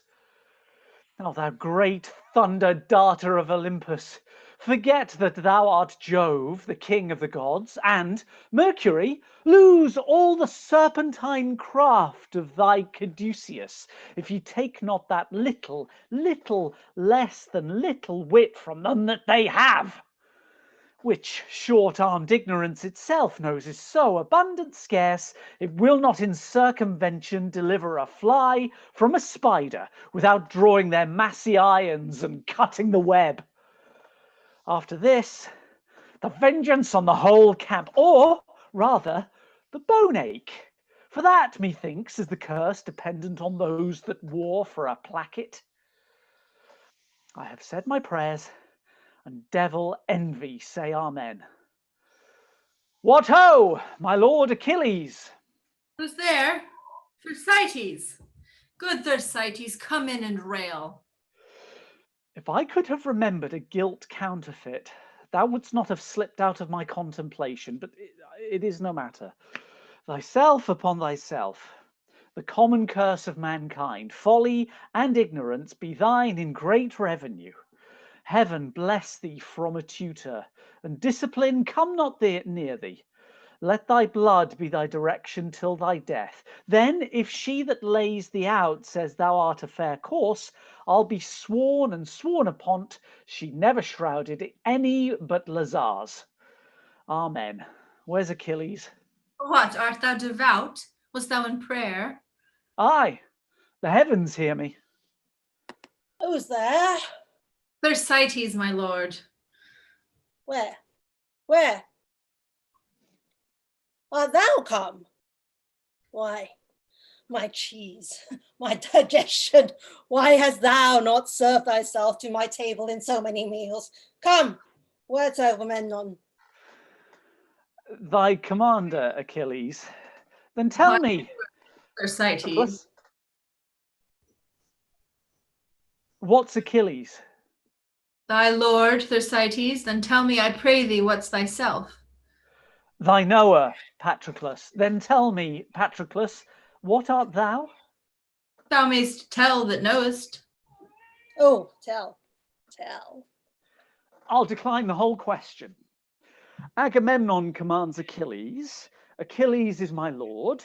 I am Patroclus's knower, and Patroclus is a fool. You rascal! Peace, fool, I have not done. He is a privileged man. Proceed, Thersites. Agamemnon is a fool. Derive Achilles is a fool. Thersites is a fool. And, as aforesaid, Patroclus is a fool. Derive this, come. Agamemnon is a fool to offer commands to Achilles. Achilles is a fool to be commanded of Agamemnon. Thersites is a fool to serve such a fool. And Patroclus is a fool positive. Why am I a fool? Make that demand of the prover. It suffices me thou art. Look you, who comes here? Patroclus, I'll speak with nobody. Come in with me, Thersites. Here is such patchery, such juggling and such knavery.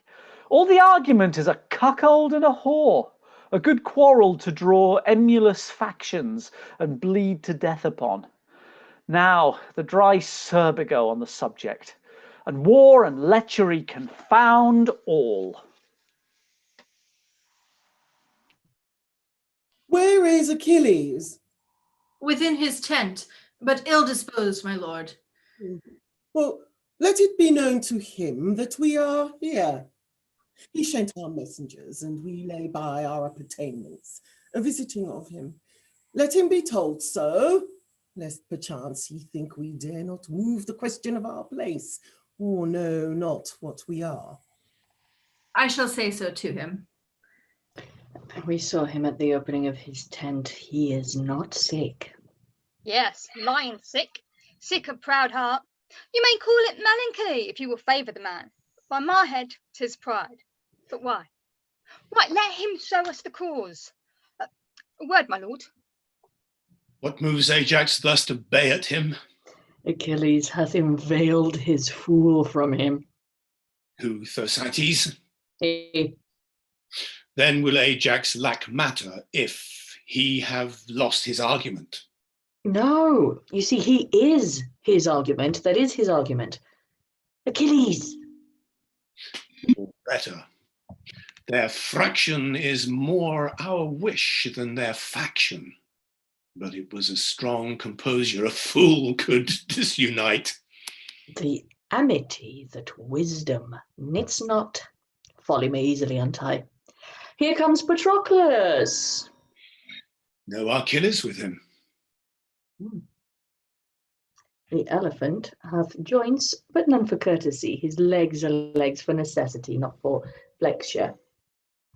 Achilles bids me say he is much sorry if anything more than your sport and pleasure did move your greatness and this noble state to call upon him. He hopes it is no other but for your health and your digestion's sake and after dinner's breath. Hear you, Patroclus. We are too well acquainted with these answers, but his evasion, winged thus swift with scorn, cannot outfly our apprehensions. Much attribute he hath, and much the reason why we ascribe it to him, yet all his virtues, not virtuously on his own part beheld, do in our eyes begin to lose their gloss. Yea, like fair fruit in an unwholesome dish, are like to rot untasted. Go and tell him we come to speak with him, and you shall not sing.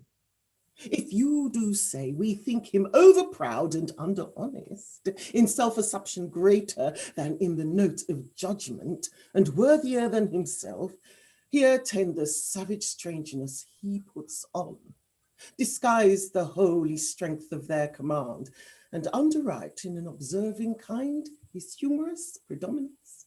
Yea, watch his fetish loons, his ebbs, his flows, as if the passage and whole carriage of this action rode on his tide. Note only this, and add that if he overhold his price so much, will none of him, but let him, like an engine not portable, lie under this report. Bring action hither, this cannot go to war. A stirring dwarf do we allowance give before a sleeping giant. Tell him so. I shall, and bring his answer presently. In second voice will not be satisfied. You come to speak with me. Ulysses, enter you. What is he more than another? No more than what he thinks he is. Is he so much? Do you not think he thinks himself a better man than I am? No question. Will you subscribe his thought and say he is? No, noble Ajax. You are as strong, as valiant, as wise, no less noble, much more gentle, and altogether more trustworthy. Why should a man be proud? How doth pride grow? I know not what pride is. Your mind is the clearer, Ajax, and your virtues the fairer. He that is proud eats up himself. Pride in his own glass, his own trumpet, his own chronicle, and whatever praises itself but in the deed, devours the deed in the praise. I do hate a proud man, as I hate the engendering of toads. Yet he loves himself, is not strange. Achilles will not to the field tomorrow. What's his excuse? He doth rely on none, but carries on the stream of his dispose without observance or respect of any, in will peculiar, and in self-admission. Why will he not upon our fair request untent his person and share the air with us? Things small as nothing, for request's sake only, he makes important. Possessed he is with greatness, and speaks not to himself, but with a pride that quarrels at self-breath. Imagined worth holds in his blood such swollen and hot discourse that twixt his mental and his active parts, kingdomed Achilles in commotion rages and batters down himself. What should I say? He is so plaguy proud that the death tokens of it cry no recovery. Let Ajax go to him. Dear Lord, go you and greet him in his tent. 'Tis said he holds you well and would be led at your request a little from himself. Oh, Agamemnon, let it not be so. We'll consecrate the steps that Ajax makes when they go from Achilles. Shall the proud lord that bastes his arrogance with his own seam and never suffers matters of the world enter his thoughts, save such as do revolve and ruminate himself, shall he be worshipped of that we hold an idol greater than he?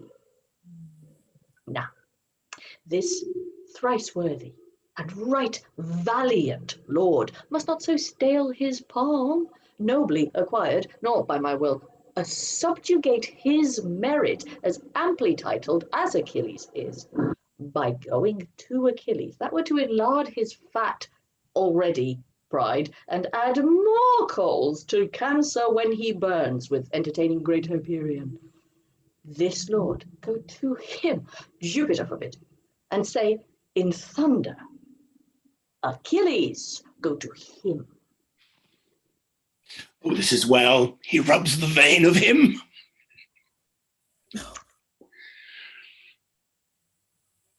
And see how his silence drinks up Drinks this up this applause. If I go to him with my armed fist, oh, pash him out with a face. Oh, no, you shall not go. And I be proud with me of bees his pride. Oh, let me go to him.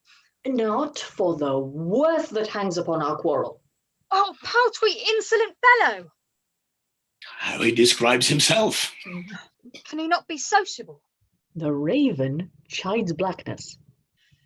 I'll let his humus blood. He will be the physician that should be the patient. And all men were in my mind. The wit would be out of fashion. I should not bear it so. I should eat swords first. Shall pride carry it? And 'twould you'll carry half. I would have had 10 shares. I will need him. Oh, I'll make him supple. He's not yet through warm. Force him with praises. Pour in. His ambition is dry. My lord, you feed too much on his dislike. Our noble general, do not do so. You must prepare to fight without Achilles. Why, it is this naming of him does him harm. Here is the man, but before his face, I will be silent. Wherefore should you? He is not emulous as Achilles is. Knows the whole world. He is as valiant. A horse and dog that shout pelted us with us. Oh, would he were a Trojan. What a vice it were in Ajax now. If he were proud. Or covetous of praise. Aye, or surly born. Or strange, or self-affected. Thank the heavens, Lord, thou art of sweet composure. Praise him that got thee, she that gave thee suck. I famed be thy tutor, and thy parts of nature thrice famed beyond all erudition. But he that disciplined thy arms to fight, let Mars divide eternally in twain, and give him half. And for thy vigour, bull-bearing Milo his addition yield to sinewy Ajax. I will not praise thy wisdom, which, like a bourne, pale, ashore, confines thy spacious and dilated parts. Here's Nestor, instructed by the antiquary times, he cannot but be wise. Put pardon, Father Nestor, were your days as green as Ajax, and your brain so temperate, you should not have the eminence of him, but be as Ajax. Shall I call you father? Aye, my good son. Be ruled by him, Lord Ajax. There is no tarrying here. The heart Achilles keeps thicket. Please it, our great general, to call together all his state of war. Fresh kings are come to Troy. Tomorrow we must all our main of power stand fast. And here's a lord, come knights from east to west, that cull their flower. Ajax shall crop the best. Go we to council. Let Achilles sleep. Light boats sail swift, through greater hulks draw deep. Friend, pray you, a word. Do you not follow the young Lord Paris? Aye, sir, when he goes before me. You depend upon him, I mean. Sir, I do depend upon the Lord. You depend upon a noble gentleman. I must needs praise him. The Lord be praised. You know me, do you not? Faith, sir, superficially. Friend, know me better. I am the Lord Pandarus. I hope I shall know your honour better. I do desire it. You are in a state of grace. Great, not so, friend. Honour and lordship are my titles. What music is this? I do but partly know, sir. It is music in parts. Know you the musicians? Holy, sir. Who play they to? Oh, to the hearers, sir. At whose pleasure, friend? At mine, sir, and theirs that love music. Command, I mean friend. Who shall I command, sir? Friend, we understand not one another. I am too courtly, and thou art too cunning. At whose request do these men play? That's to do it indeed, sir. Marry, sir, at the request of Paris, my lord, who there in person with him, the mortal Venus, the hot-blooded of beauty, loves invisible souls. Oh, who? My cousin Cressida? No, sir, Helen. Could you not find out that by her tributes? It should seem, fellow, that thou hast not seen the Lady Cressida. I come to speak with Paris from the Prince Troilus. I will make a complimental assault upon him, for my business sees. Sudden business. There's a Stuart phrase indeed. Fair be to you, my lord, and all this fair company, fair desires in all fair measure, fairly guide them, especially to you, fair queen, fair thoughts be your fair pillow. Dear lord, you are full of fair words. You speak your fair pleasure, sweet queen. Fair prince, here is good broken music. You have broke it, cousin, and by my life you shall make it whole again. You shall piece it out with a piece of your performance. Now he is full of harmony. Oh, truly, lady, no. Sir. Rude, in sooth, good sooth, very rude. Well said, my lord. Well, you say so in fits. I have business to my lord, dear queen. My lord, will you vouchsafe me a word? Nay, this shall not hedge us out. We'll hear you sing, certainly. Well, sweet queen, you are pleasant with me. But marry, thus, my lord, my dear lord and most esteemed friend, your brother, Troilus. My lord Pandarus. Honey, sweet lord. Go to, sweet queen, go to. He commends himself most affectionately to you. You shall not bob us out of our melody. If you do, our melancholy upon your head. Sweet queen, that's a sweet queen in faith. And to make a sweet lady sad is a sour offence. Nay, that shall not serve your turn, that shall not in truth. Allah, nay, I care not for such words, no, no. And my lord, he desires you that if the king call him for him at supper, you will make his excuse. My lord Pandarus. What says my sweet queen? My very, very sweet queen? What exploits in hand? Where sups he tonight? Nay, but my lord. Well, what says my sweet queen? My very, very sweet queen? Why, this is kindly done. Oh. Wait, what exploits in hand? Where sups he tonight? What says my sweet queen? My cousin will fall out with you. You must not know where he sups. Thou'lt lay my life with my disposer, Cressida. No such matter. You are wide. Come, your disposer is sick. Well, I'll make excuse. Heg, my lord, why should you say Cressida? No, your poor disposer's sick. I spy? You spy? What do you spy? Come, give me an instrument. Now, sweet queen.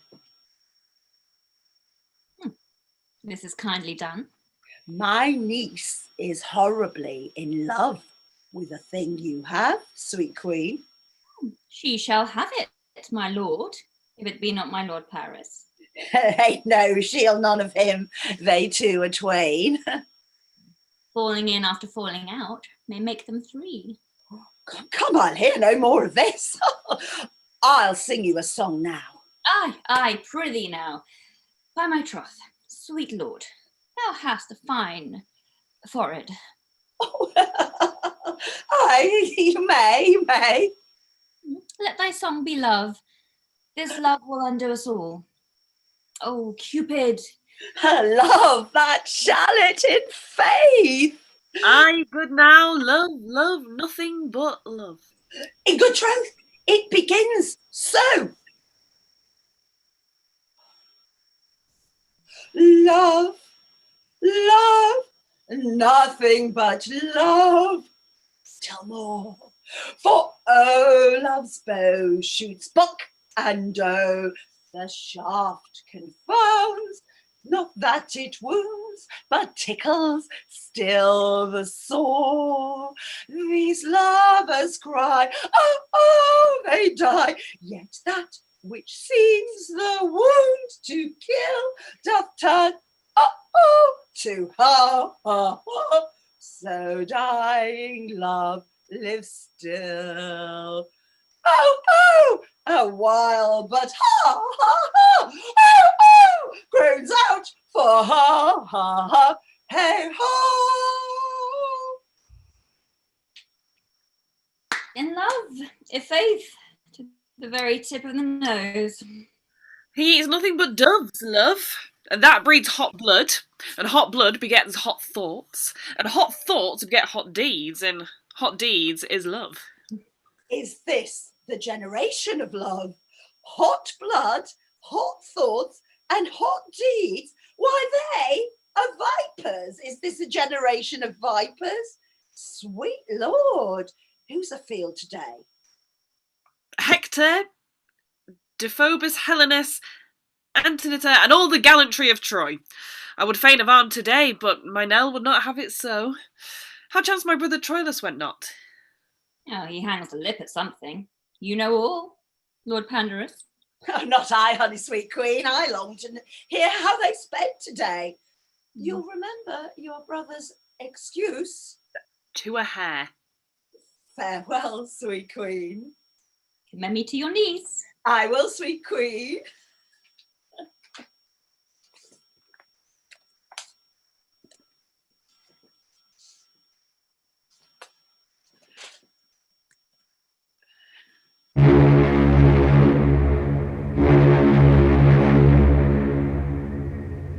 They come from the field. Let us to Priam's hall to greet the warriors. Sweet Helen, I must woo you to help unarm our Hector. His stubborn buckles, with these your white enchanting fingers touched, shall more obey than the edge of steel or force of Greekish sinews. You shall do more than all the island kings. Disarm great Hector. 'Twill make us proud to be his servant, Paris. Yea, what he shall receive of us in duty gives us more palm and beauty than we have. Yea, overshines ourselves. Sweet, above thought I love thee. How now, where's thy master? And my cousin Cressida's? No, sir, he stays for you to conduct him thither. Oh, here he comes. How now? How now? Oh, Sarah, walk off.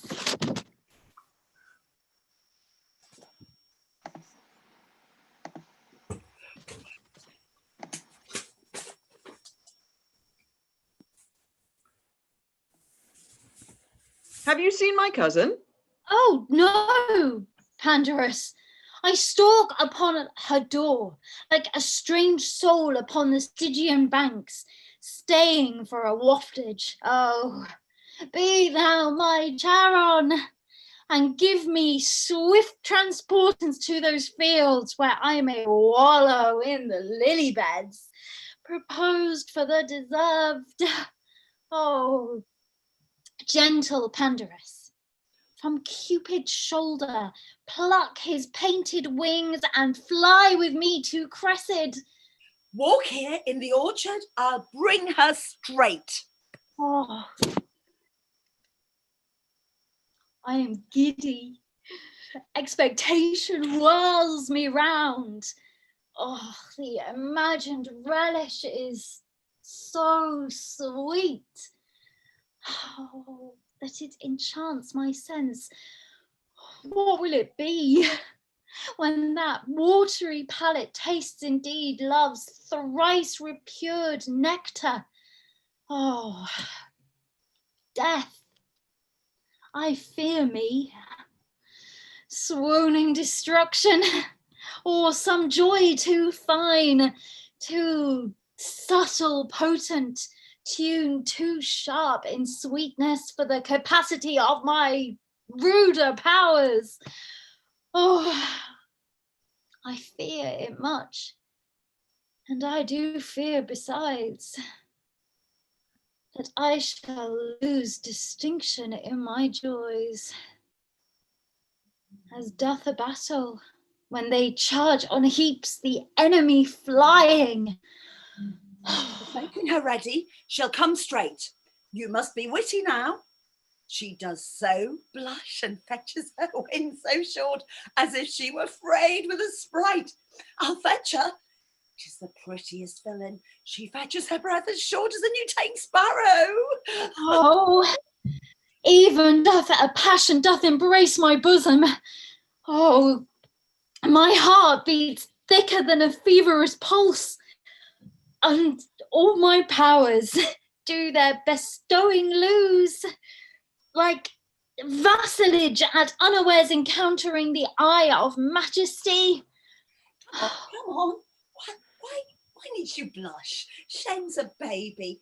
Here she is now. Swear the oaths now to her that you have sworn to me. Well, are you gone again? Come your ways, come your ways. Why do you not speak to her? Oh, you have me bereft of all words, lady. Words pay no debts, give her deeds. But she'll bereave you of the deeds too. She'll call your activity in question. Come in, I'll go get a fire. Will you walk in, my lord? Oh, Cressida, how often have I wished me thus? Wished, my lord? The gods grant, oh my lord. Oh, what should they grant? Oh, what makes this pretty abruption? What too curious dreg espies my sweet lady in the fountain of our love? More dregs than water if my fears have eyes. Oh, fears make devils of cherubims. They never truly see. Blind fear, that seeing reason leads, finds safer footing than blind reason stumbling without fear. To fear, the worst oft cures the worst. Oh, let my lady apprehend no fear. In all Cupid's pageant there is presented no monster. Nor nothing monstrous, neither? Oh, nothing but our undertakings. When we vow to weep seas, live in fire, eat rocks, tame tigers, thinking it harder for our mistress to devise imposition enough than for us to undergo any difficulty imposed. Oh, this is the monstrosity in love, lady, that the will is infinite and execution confined, that the desire is boundless and the act a slave to limit. They say all lovers swear more performance than they are able, and yet reserve an ability that they never perform, vowing more than the perfection of 10 and discharging less than the 10th part of 1. They that have the voice of lions and the act of hares, are they not monsters? Are they such? Such are we not. Praise us as we are tasted. Allow us as we prove. Our head shall go bare till merit crown it. No perfection in reversion shall have a praise in present. We will not name desert before his birth, and being born, his addition shall be humble. A few words to fair faith, Troilus shall be such to Cressida as what envy can say worst shall be a mock to his truth. And what truth can speak truest, not truer than Troilus? Will you walk in, my lord? Oh, what? Blushing still? Have you not done talking yet? Well, uncle, what folly I commit, I dedicate to you. I thank you for that. If my lord get a boy of you, you'll give him me. Be true to my lord. If he flinch, chide me for it. Oh, you know now your hostages, your uncle's word, my firm faith. Nay, I'll give my word for her too. Our kindred, though they be long ere they are wooed, they are constant being one. They are burrs, I can tell you, they'll stick where they are thrown. Boldness comes to me now and brings me heart. Prince TROILUS, I have loved you night and day for many weary months.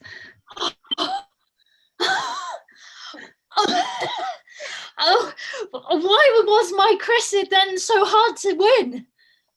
Hard to seem one, but I was one, my lord, with the first glance that ever, pardon me, if I confess much, you will play the tyrant. I love you now, but not till now so much, but I might master it. In faith I lie, my thoughts are like unbridled children grown too headstrong for their mother. See, we fools. Why have I blabbed? Who shall be true to us when we are so unsecret to ourselves?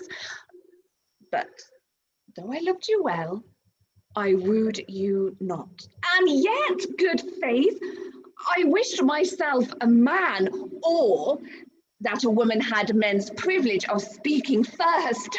Sweet, bid me hold my tongue, for in this rapture I shall surely speak the thing I shall repent. See your silence. Cunning in dumbness from my weakness draws my soul of counsel. Stop my mouth! Oh, and shall, albeit sweet music, issues thence. Pretty in faith. Oh.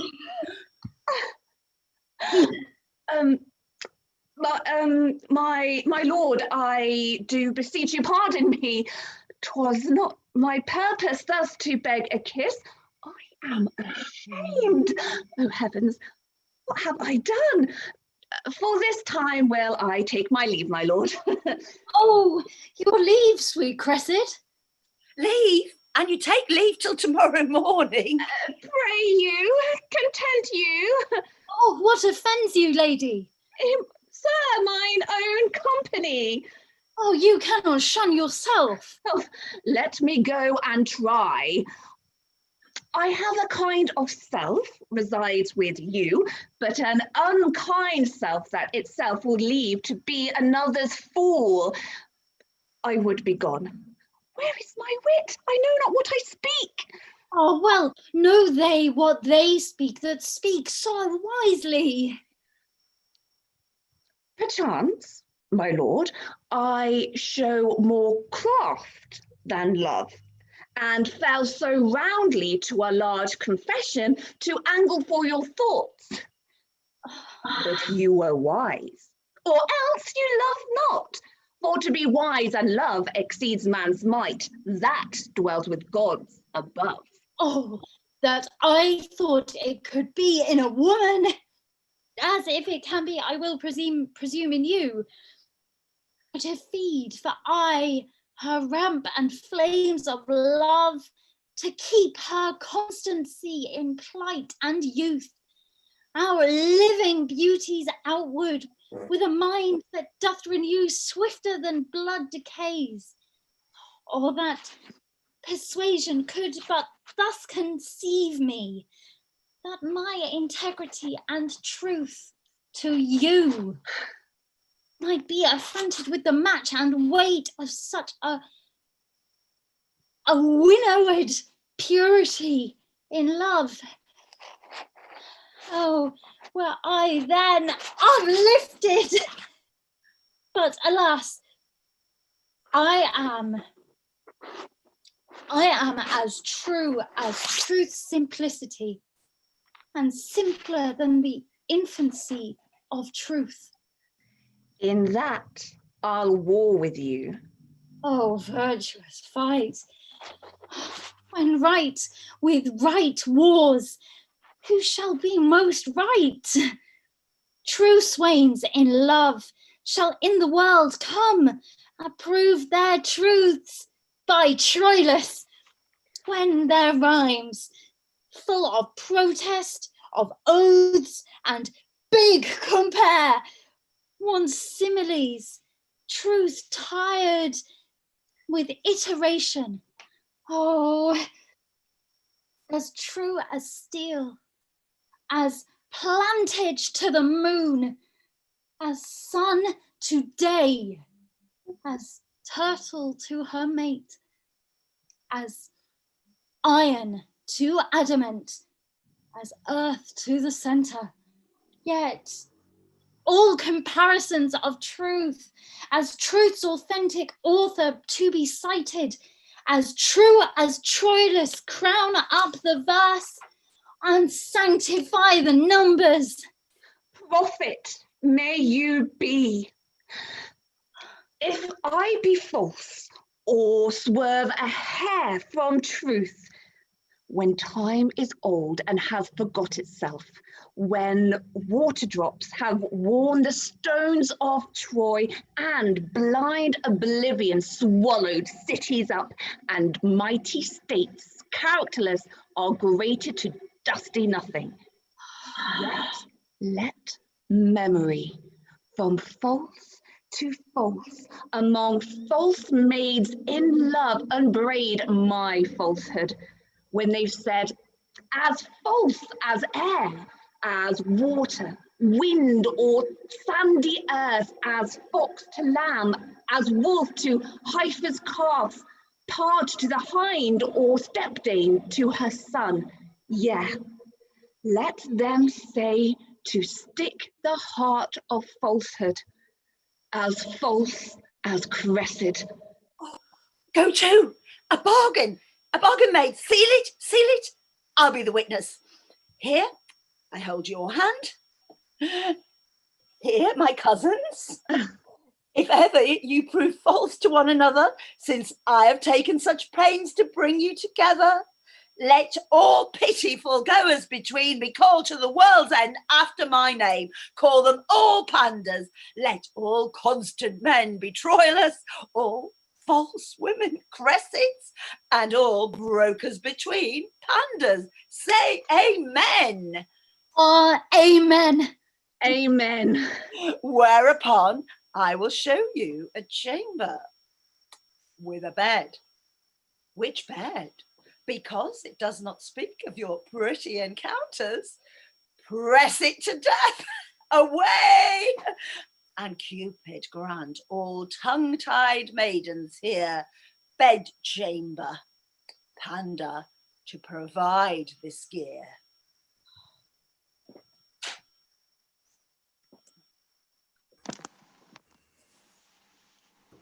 Now, princes, for the service I have done you, the advantage of the time prompts me aloud to call for recompense.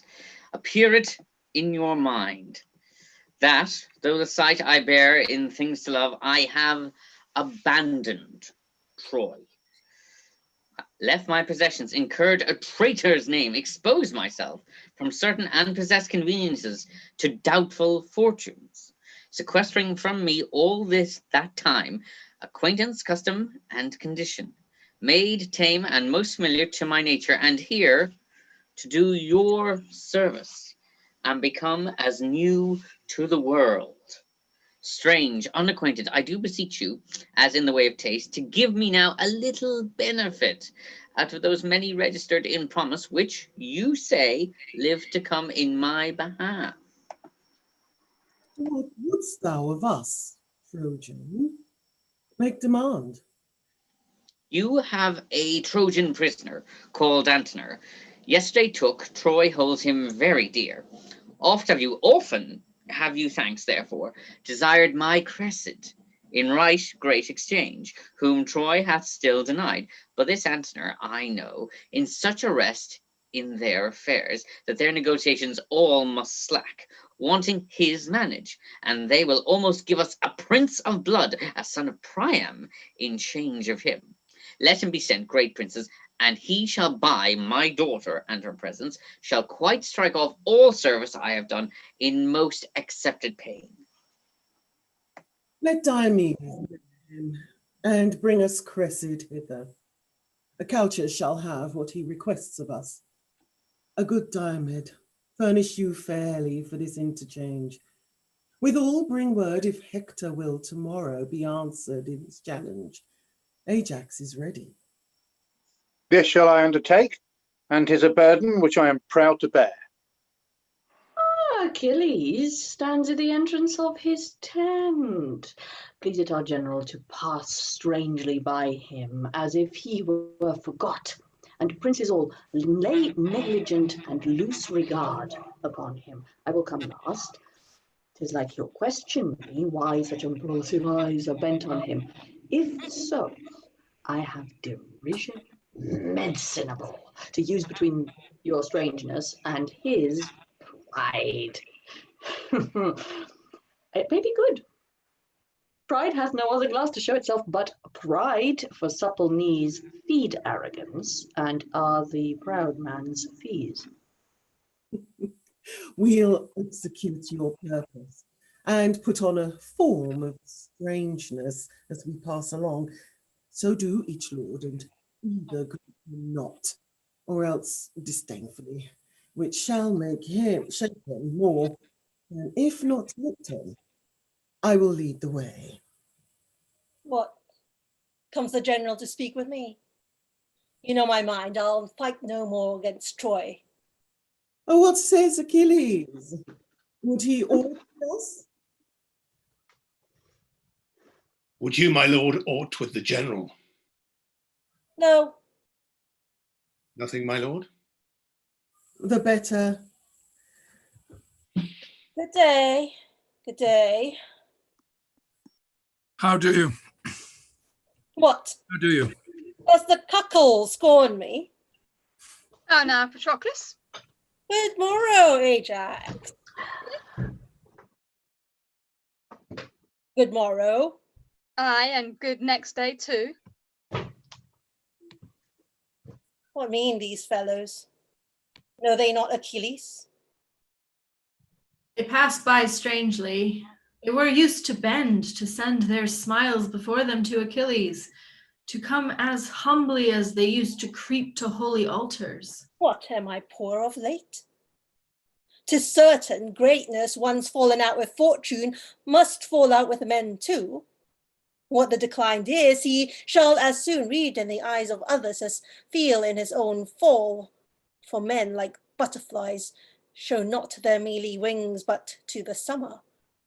And not a man, for being simply man, hath any honour, but honour for those honours that are without him, as place, riches, favour, prizes or accident as oft as merit, which, when they fall, as being slippery standards, the love that leaned on them as slippery too, do one pluck down another, and together die in the fall.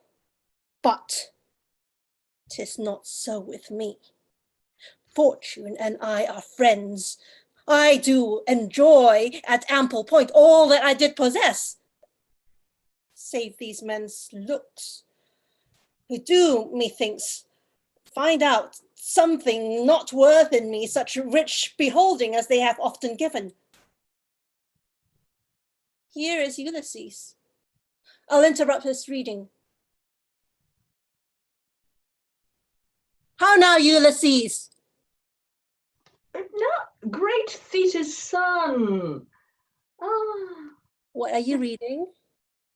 A strange fellow here writes me that man, however dearly parted, how much in having or without or in, cannot make boast of that which he hath, to have that which he hath, nor feel not what he owes, but by reflection, as when his virtues shining upon others, he to them, and they retort that heat again to the first giver.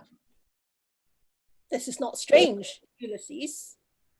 The beauty that is born here in the face, the bearer knows not, but commends itself to others' eyes, nor doth the eye itself, that most pure spirit of sense, behold itself, not going from itself, but eye to eye, oppose, salutes each other with each other's form, for Speculation turns not to itself till it hath travelled and is mirrored there, where it may see itself.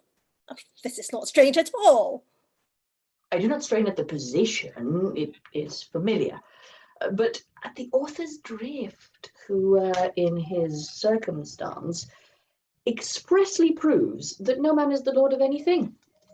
Though in and of him there be much consisting, till he communicate his parts to others, nor doth he of himself know them for aught, till he behold them formed in the applause where they're extended, who like an arch reverberates the voice again, or like a gate of steel fronting the sun, receives and renders back his figure and his heat. I was much wrapped in this and apprehended here immediately the unknown Ajax. Heavens, what a man is there! A very horse that has, he knows not what nature, what things there are most abject in regard and dear in use, what things again most dear in the esteem and poor in worth. Now shall we see tomorrow an act that very chance doth throw upon him. Ajax, renowned. Heavens, what some men do while other men leave to do. How some men creep i' the skittish fortune's hall while others play the idiots in her eyes. How one man eats into another's pride while pride is fasting in his wantonness. To see these Grecian lords, why, even already they clap the lubber Ajax on the shoulder as if his foot were on brave Hector's breast and great Troy shrieking. I do believe it. For they pass by me as misers do by beggars, neither gave to me good word nor look. What, are my deeds forgot? Time hath, my lord, a wallet at his back wherein he puts alms. A great-sized monster of ingratitudes. Those scraps are good deeds past. Those scraps are good deeds past, which are devoured as fast as they are made.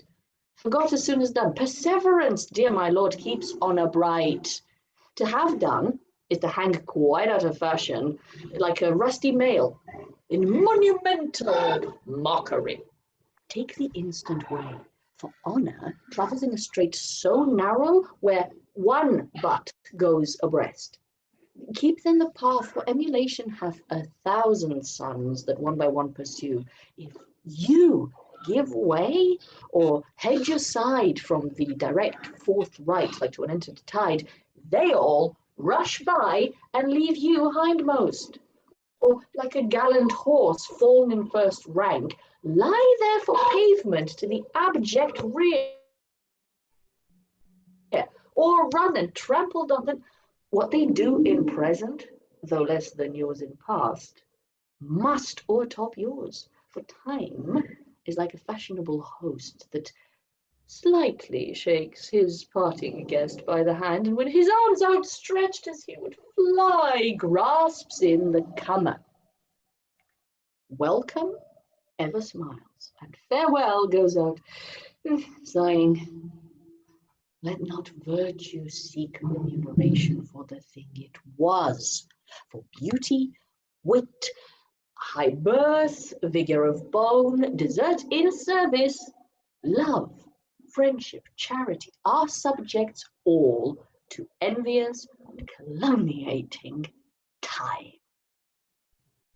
One touch of nature makes the whole world kin, that all with one consent praise newborn gods, though they are made and moulded of things past, and give to dust that is a little gilt more laud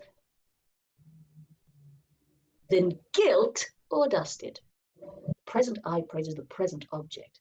Then marvel not, thou great and complete man, that all the Greeks begin to worship Ajax, since things in motion sooner catch the eye than what not stirs.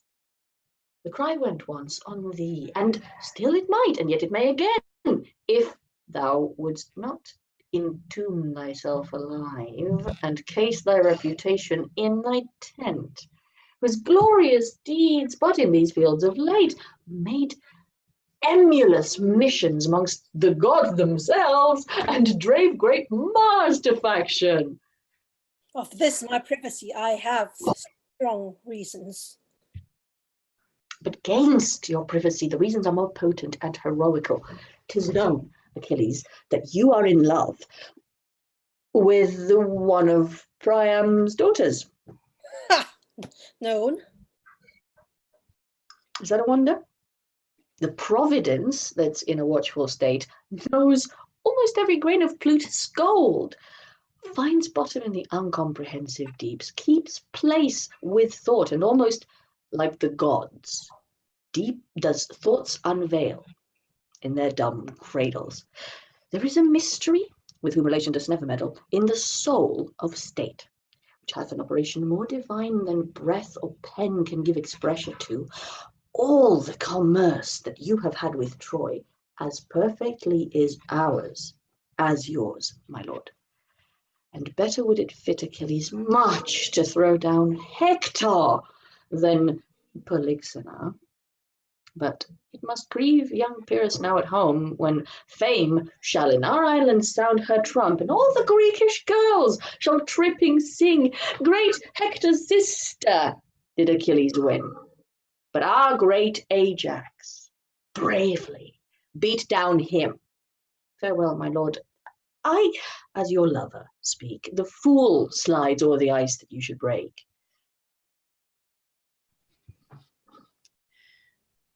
To this effect, Achilles, have I moved you. I stand condemned for this.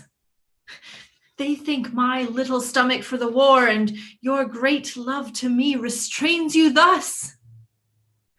Sweet, rouse yourself, and the weak, wanton Cupid shall from your neck unloose his amorous fold, and like a dewdrop from the lion's mane be shook to air. Shall Ajax fight with Hector? Aye, and perhaps receive much honor by him. You see, my reputation is at stake. My fame is shrewdly gored. Oh, then beware.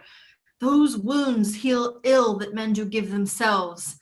Omission to do what is necessary seals a commission to a blank of danger, and danger, like an ague, subtly taints even then when we sit idly in the sun.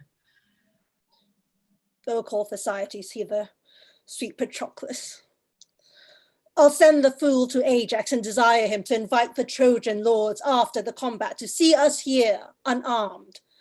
I have a woman's longing, an appetite that I am sick withal, to see great Hector in his weeds of peace, to talk with him and to behold his visage, even to my full of view.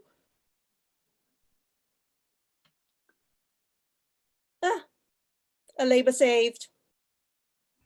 I wonder. What?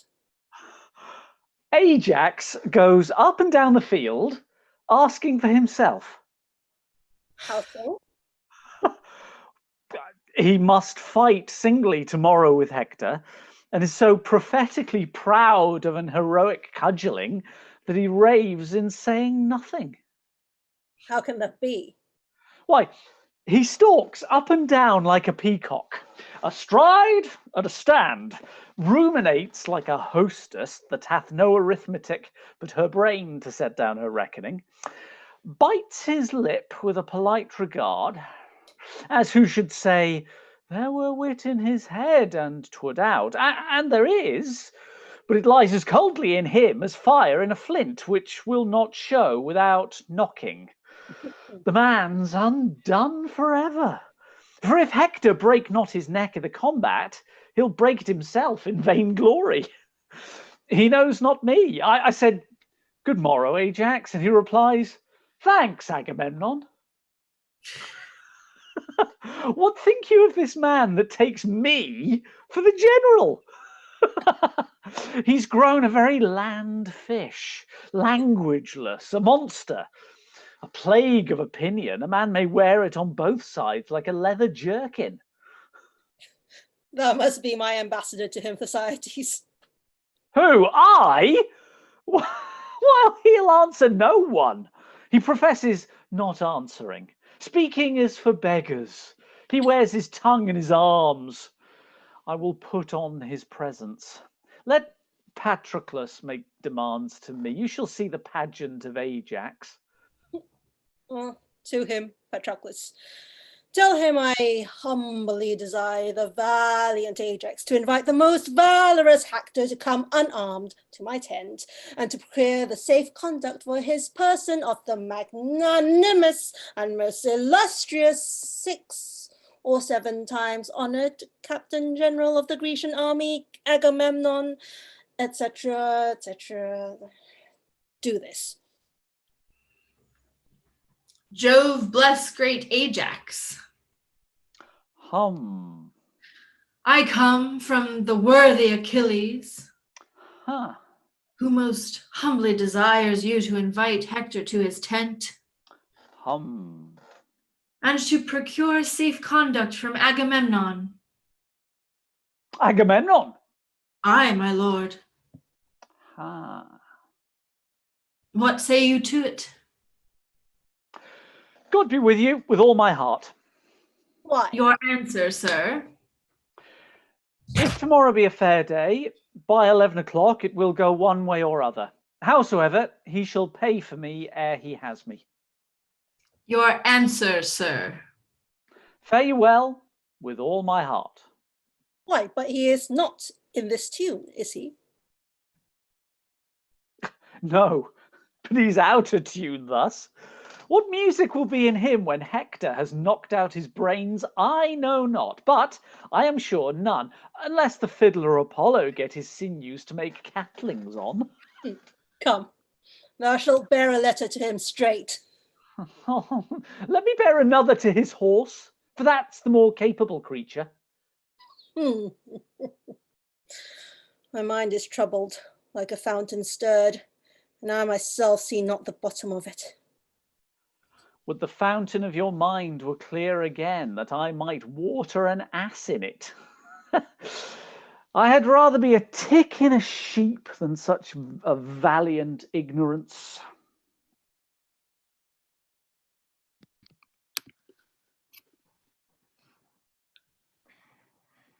See, ho! Who is that there? It is the Lord Aeneas.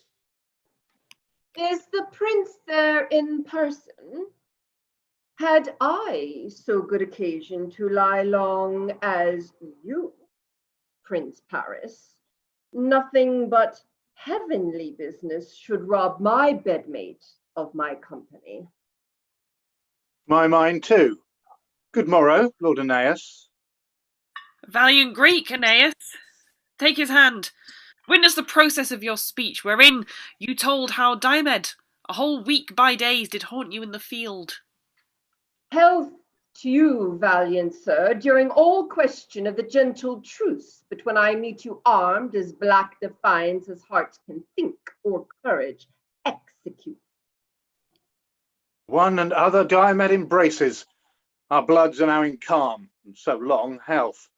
But when contention and occasion meet, by Jove, I'll play the hunter for thy life with all my force, pursuit, and policy.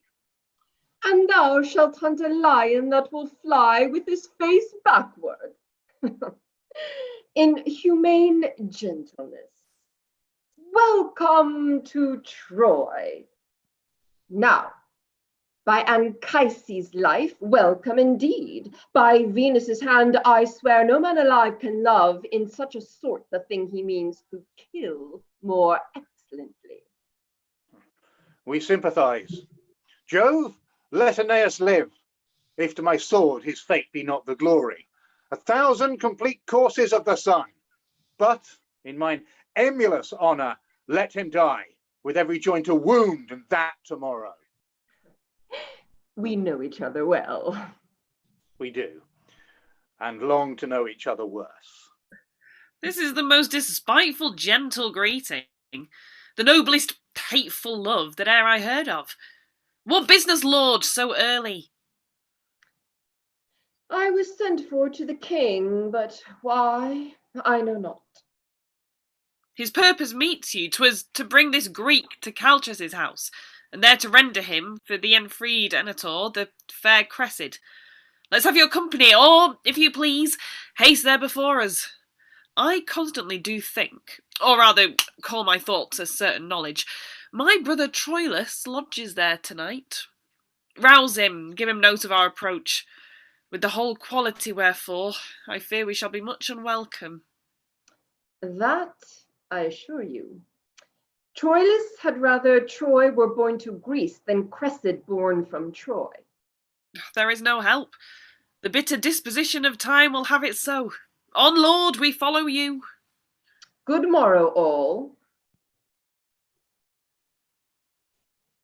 Tell me, noble Diomed, faith, tell me true, even in the soul of sound good fellowship, who, in your thoughts, merits fair Helen best, myself or Melanus? Both alike. He merits well to have her that doth seek her, not making any scruple of her soilure, with such a hell of pain and world of charge. And you as well to keep her that defend her, not palating the taste of her dishonour, with such a costly loss of wealth and friends. He, like a puling cuckold, would drink up the lees and dregs of a flat tamed peace. You, like a lecher out of whorish loins, are pleased to breed out your inheritors. Both merits poised, each weighs nor less nor more, but he as he, the heavier for a whore. You are too bitter on your countrywoman. She's bitter to her country. Hear me, Paris, for every false drop in her bawdy veins a Grecian's life hath sunk. For every scruple of her contaminated carrion weight a Trojan hath been slain. Since she could speak, she hath not given so many good words breath, as for her Greeks and Trojans suffered death. Fair Diomed, you do as chapmen do, dispraise the thing that you desire to buy. But we in silence hold this virtue well. We'll but commend what we intend to sell. Here lies our way. And off they go into Troy. Well done to company, friends and foes. Well done. Wow, that's a long half. Thank you all for sticking with us. Thank you, company, for hanging in there. This is a very entertaining play. This is now the interval. Witness me popping up to say hello. So we will be here taking a quick breather for, say, 5 minutes or so. So I highly recommend you go get yourselves a drink, take yourselves for a little walk, somehow or other catch your breath, because there's a lot more Troilus and Cressida-ing to do. We are a little over halfway.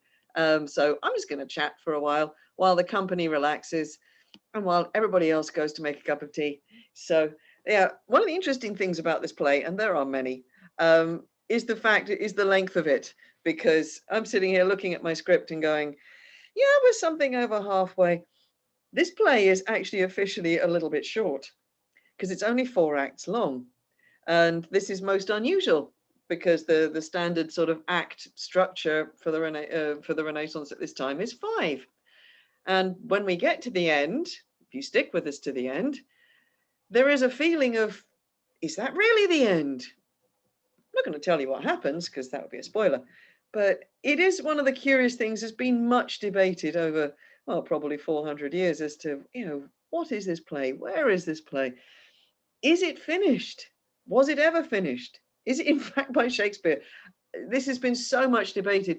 One thing that's been of great interest to us as a company specifically is the fact that it was actually never printed in the first folio. And the text that we use is, well, it comes from an online source, but it's first folio text, which means that we work with the strange spellings, the extra capitalizations, the interesting punctuation, basically all the little quirks and quips that are part of first folio text, which is another one of those things that among those that are well, those that occupy their time with Shakespeare, I'm not going to call us nerds or geeks, but that's what we are. It is very, very much discussed as to sort of, what do you do with these sort of intricacies and these strange things that are part of the first folio? Do you ignore them, as countless editors have down the centuries, or do you play them? And if so, if you're to play them, how are you to play them? Which is the questions first asked by people like Richard Flatter and Patrick Tucker, and basically people whose way we are currently treading, and also sort of developing what we find along the way. And think, well, what do you do with these? Do you pay attention? Do you not pay attention to them? And it's been quite interesting for me working with the cast on their parts, as we do in individual study, the number of people who have sort of said, this doesn't look the same, this is strange. And we are so used to seeing the extra capitals, the strange spellings and so forth, that actually for us not to see them has been quite distracting. So who knows? Basically, it's an answer, a question that cannot be answered until or unless, as I've said to a few people over the years, Doctor Who turns up with his TARDIS and does in fact take us back to meet Shakespeare and ask him. But even then, you'd have to get him at the right time. Because is this an early play? Well, did he not finish it because it was early? Is it a late play? I mean, who knows? I'm sure someone out there definitely knows. Personally, I don't. But it's good fun. I'd say something else that's also been puzzling me a little bit as we work through this, because in a way that one of the strange joys of this lockdown theatre that we've been lucky enough to be part of creating and are thoroughly enjoying, so we're glad you're still watching, has been that the opportunity to spend in quick succession a lot of time with a lot of different plays, which by the way is continuing. There are plenty more plays coming in production. And for me, because I'm the one who develops the script, it's been interesting to kind of look at the structure of each play as it comes through and get a feeling for it. And I'm very convinced that William Shakespeare is definitely involved in all of these plays. Exactly how much and in what form, I wouldn't swear. Whether they were early or late, again, it's a hard one to call.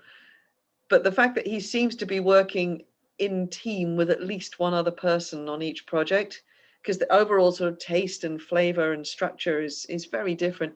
This is a play that to me, it really doesn't feel like structurally something that Shakespeare himself would have gone for. I mean, William Shakespeare loves writing strong women characters in the Roman plays, in the history plays. I mean, we did Richard III a couple of months ago. The great roaring queens that he brings out of that, the great speeches that he gives them. All right, they're not in a lot of scenes, but my God, they get a lot to say and they really power through. And we have a general feeling of like, well, we have Cassandra, we have Helen, we have Cressida herself, does get to talk. But we're going to meet Andromache, Hector's wife. They feel to me to be incredibly underwritten. There's such a lot of power and passion that could come through. We don't even get to meet Hecuba, Queen of Troy. I was like, well, I feel I think there's an unwritten play somewhere out there. Maybe Shakespeare was planning one that was, I don't know, maybe he had a go at this one and felt the difference. Who knows? Who knows? Well, whoever does know, let me know. If you're out there and you do know, get in touch and let me know. Sorry, I'm just watching the cast chat. They're agreeing with me. Thanks very much.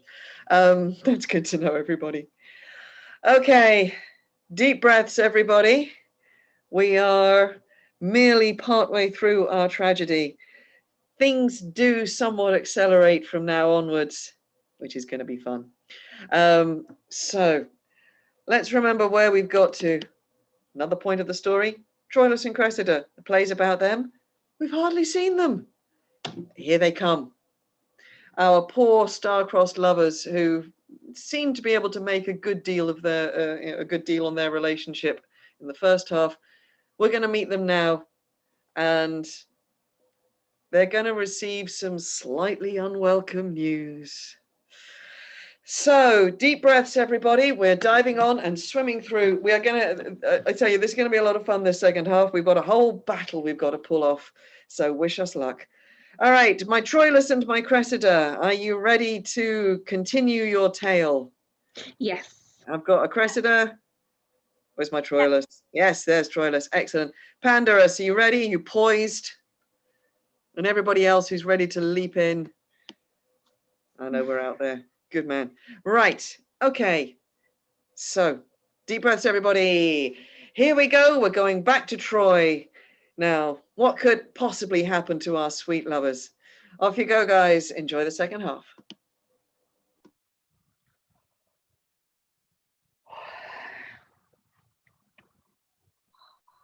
Oh dear, trouble not yourself. The moon is cold. Then, sweet my lord, I'll call mine uncle down. He shall unbolt the gates. Oh, trouble him not. To bed, to bed. Sleep kill those pretty eyes, and give as full attachment to thy senses as infants empty of all thought. Good morrow, then. Oh.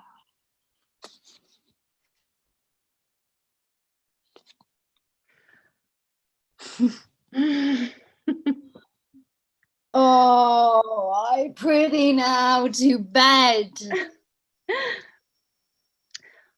Are you aweary of me? Oh, Cressida! But that the busy day, waked by the lark, hath roused the ribald crows, and dreaming last night will hide our joys no longer. I would not from thee. Night has been too brief. Oh, beshrew the witch! Oh, with venomous wights she stays as tediously as hell. Flies that grasps of love with wings more momentary swift than thought. You will catch cold and curse me. Prithee, tarry. Oh, you men will never tarry. Oh, foolish Cressid! I might have still held off, and then you might have tarried. Hark, there's one up.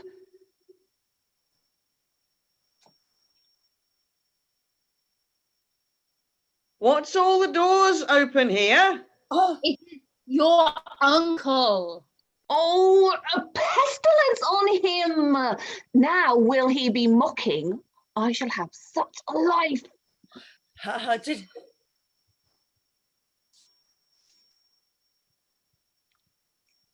now, how now? Oh, how now? Oh. How go, maidenheads? Oh, how now? How go, maidenheads? Here, you maid, where's my cousin Cressid? Oh, go hang yourself, you naughty mocking uncle.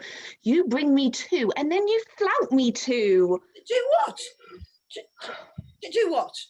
Let us say, what have I brought you to do? Come, come, beshrew your heart. You'll never be good nor suffer others. Alas, poor wretch. Oh, poor Capucha. Hast not slept tonight?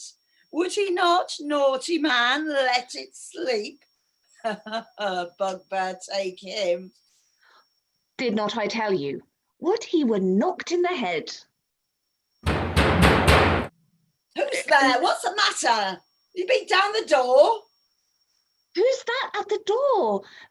Good uncle, go and see. Who's my how lord? now? What's the matter? My lord, come you again unto my chamber.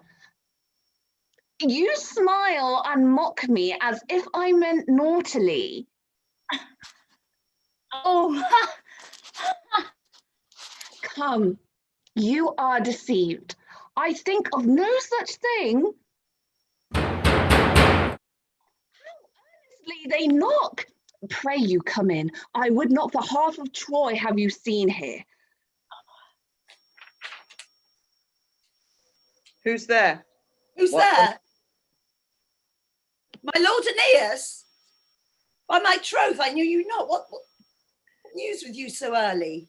What's the matter? Will you beat down the door? How now? What's the matter? How? What's the matter? Good morrow, Lord. Good morrow. Who's there? My Lord Aeneas. By my troth, I knew you not. Oh, what news with you so early? Is not Prince Troilus here? Here? What should he do here? Come. He is here, my lord. Do not deny him. It doth import him much to speak with me. Is he here, say you? 'Tis more than I know, I be sworn. For my own part, I came in late. What should he do here? Who? Nay then, come. You'll do him wrong ere you're ware. You'll be so true to him to be false to him. Do not you know of him, but yet go fetch him hither. Go!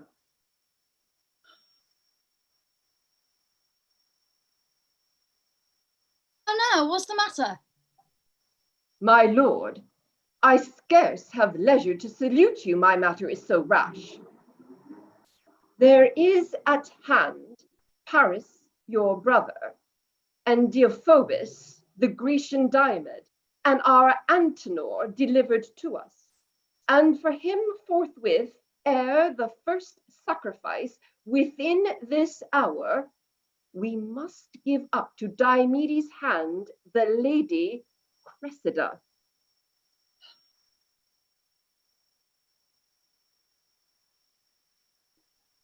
Is it so concluded? By Priam and the general state of Troy, they are at hand and ready to effect it.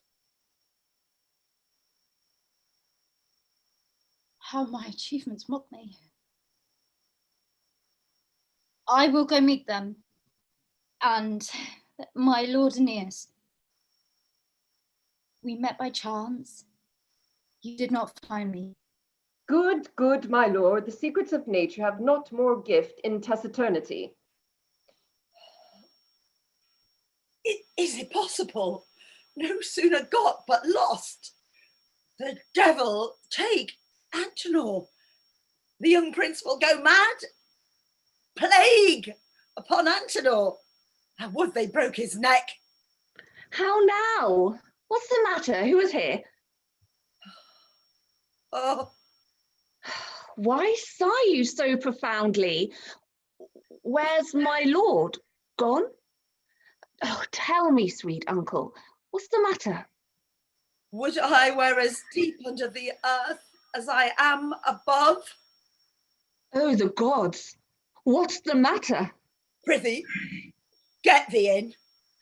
Wouldst thou had ne'er been born, I knew thou wouldst be his death. Oh, poor gentleman, a plague upon Antenor!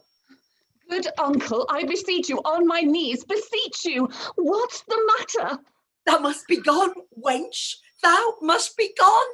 Thou art changed for Antenor. Thou must to thy father and be gone from Troilus. 'Twill be his death. 'Twill be his bane. He cannot bear it. Oh, you immortal gods! I will not go. Thou must. No, I will not, uncle. I have forgot my father.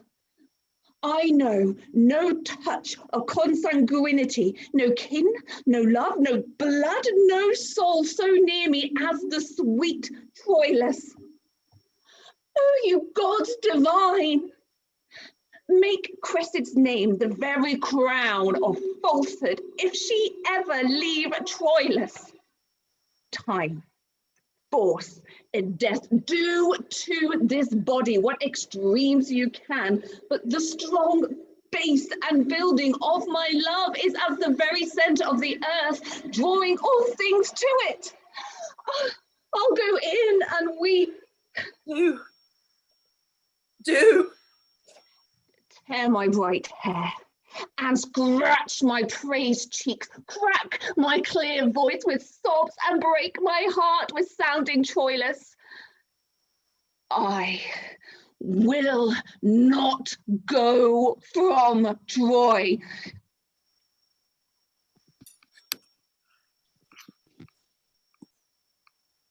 It is a great morning, and the hour prefixed of her delivery to this valiant Greek comes fast upon. Good my brother Troilus, tell you the lady what she is to do, and haste her to her purpose.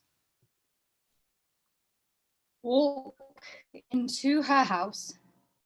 I'll bring her to the Grecian presently. And to his hand, and I deliver her. Think it an altar, and thy brother Troilus, a priest there, offering to it his own heart. I know what 'tis to love, and would, as I shall pity, I could help. Please you walk in, my lords.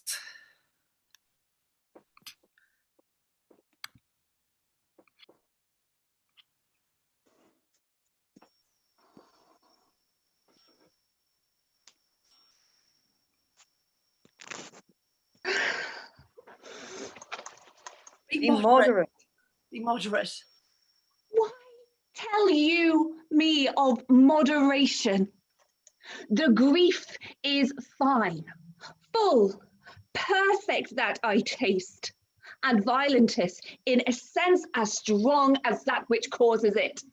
How can I moderate it? If I could temporize with my affection, or brew it to a weak and colder palate, the like any alignment,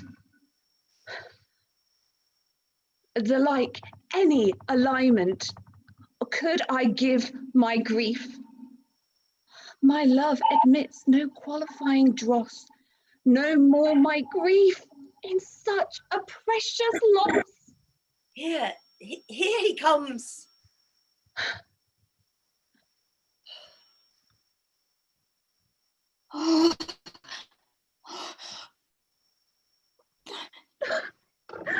Troilus!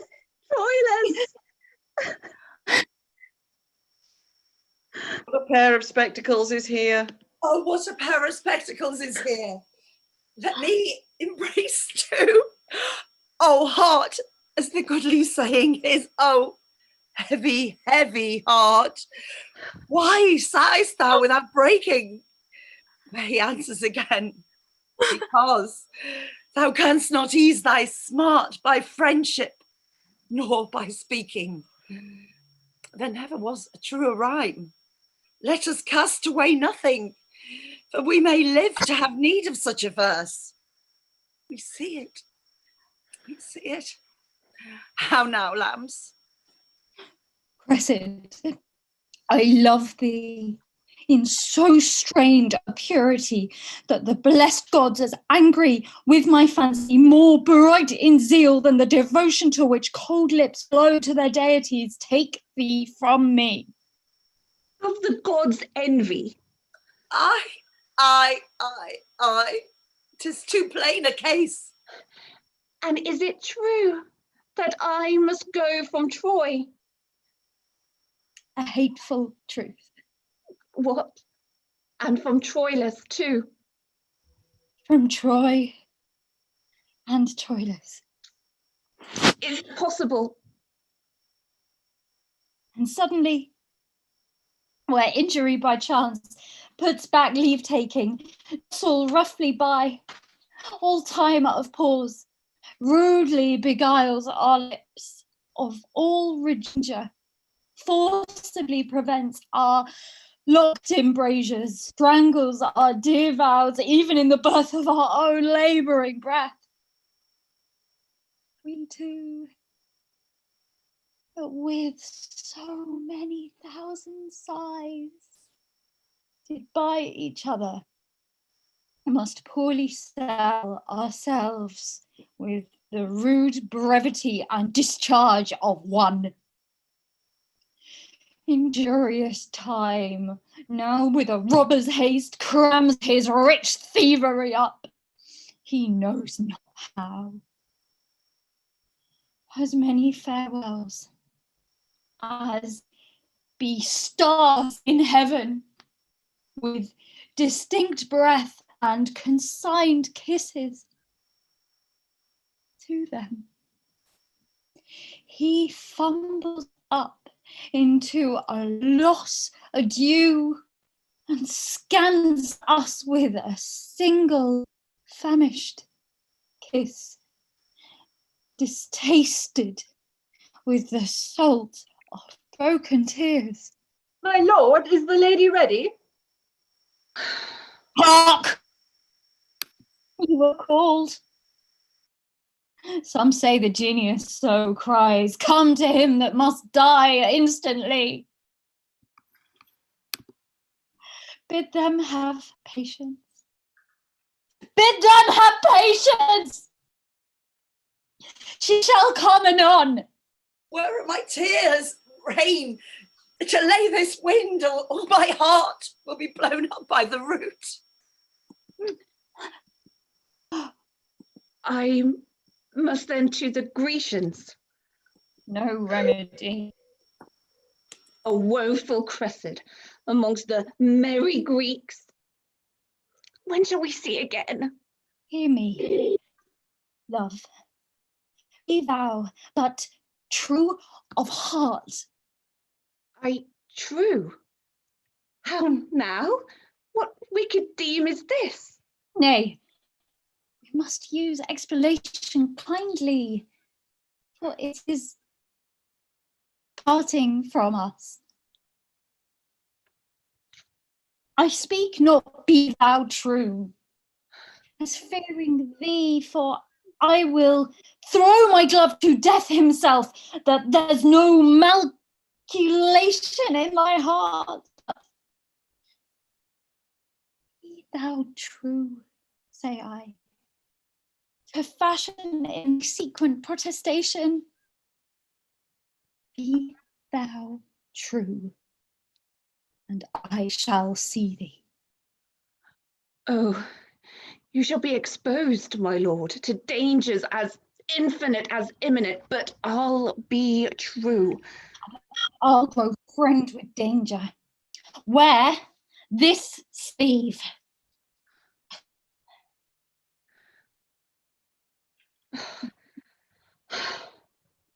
And you, this glove. Oh. When shall I see you? Oh, I will corrupt the Grecian sentinels and to give thee nightly visitation. But yet, be true. Oh heavens, be true again? Hear while I speak it, love. The Grecian youths are full of quality. They're loving, well composed, with gifts of nature, flowing and swelling over with arts and exercise. How novelty may move, and parts with person, alas, a kind of godly jealousy, which I beseech you, call a virtuous sin. Make me afeard. Oh heavens, you love me not. Die I a villain, then? In this I do not call your faith in question so mainly as my merit. I cannot sing, nor heal the high lavolt, nor sweeten talk, nor play at subtle games, fair virtues all, to which the Grecians are most prompt and pregnant. But I can tell that in each grace of these, there lurks a still and dumb discursive devil that tempts most cunningly. But be not tempted. Do you think I will? No. But something may be done that we will not. And sometimes we are devils to ourselves. When we tempt the frailty of our powers, presuming on their changeful potency. Nay, good my lord. Come, kiss, and let us.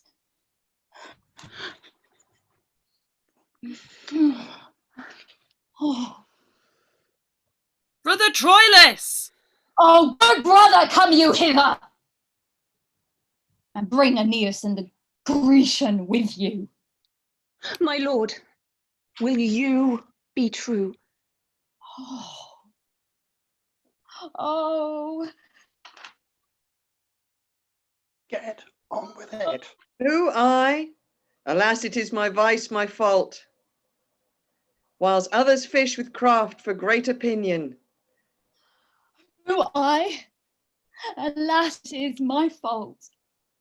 While others fish with craft for great opinion, I, with great truth, catch mere simplicity, whilst some with cunning gild their copper crowns, I do wear. I with great truth catch mere simplicity, with truth and plainness I do wear mine bare. Fear not my truth, the moral of my wit is plain and true. There's all the reach of it. Welcome, Sir Diomed. Here is the lady, for which I intend to deliver you. The port, lord, I'll give thee to thy hand, and by the way possess thee what she is. Entreat her fair, and by my soul, fair Greek, if ever thou stand at mercy of my sword, name Cressida, thy life shall be as safe as Priam is in Ilion. Fair Lady Cressida, so please you, save the thanks this prince expects. The lustre in your eye, heather in your cheek, pleads your fair usage, and to Diomed you shall be mistress, and command him wholly. Grecian, thou dost not use me courteously. To shame the zeal of my petition to thee in praising her, I tell thee, Lord of Greece, she is as far high soaring o'er thy praises as thou unworthy to be called her servant. I charge thee, use her well, even for my charge, for by the dreadful Pluto, if thou dost not, though the great bulk Achilles be thy guard, I'll cut thy throat. Oh, be not moved, Prince Troilus. Let me be privileged by my place and message to be a speaker free. When I am hence, I'll answer to my lust, and know you, Lord, I'll nothing do on charge. To her own worth she shall be prized, but that you say, be it so. I'll speak it in my spirit and honour, no. Come to the port.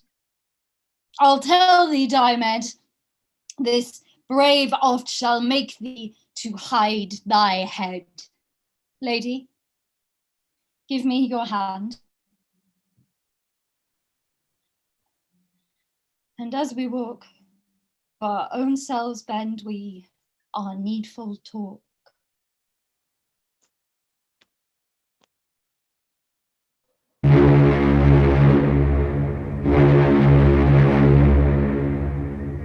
Hark! Hector's trumpet. How have we spent this morning? The prince must think me tardy and remiss that soared to ride before him to the field. 'Tis Troilus' fault. Come to field with him. Let us make ready straight.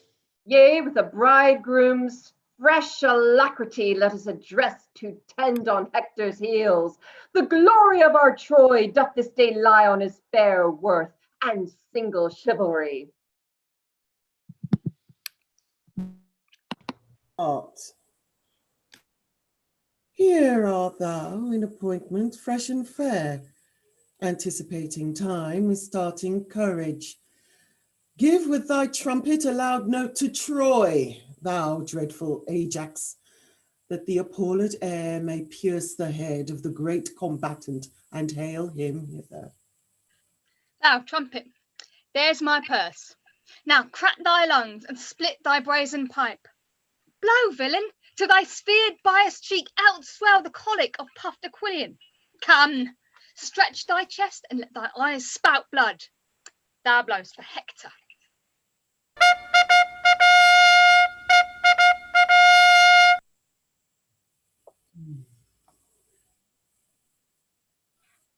No trumpet answers. 'Tis but early days. Is not young Diomed with Calchas's daughter? Did he? I ken the manner of his gait. He rises on the toe. That spirit of his in aspiration lifts him from the earth. Is this the lady?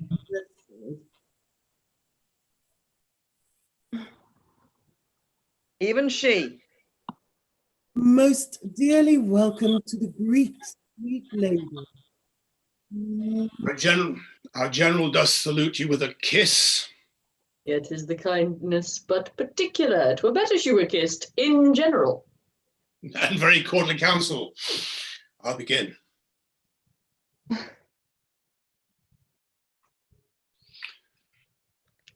So much for Nestor. I'll take what winter from your lips, fair lady. Achilles bids you welcome. I had good argument for kissing once. But that's no argument for kissing now. For this propped Paris in his hardiment, and parted thus you and your argument.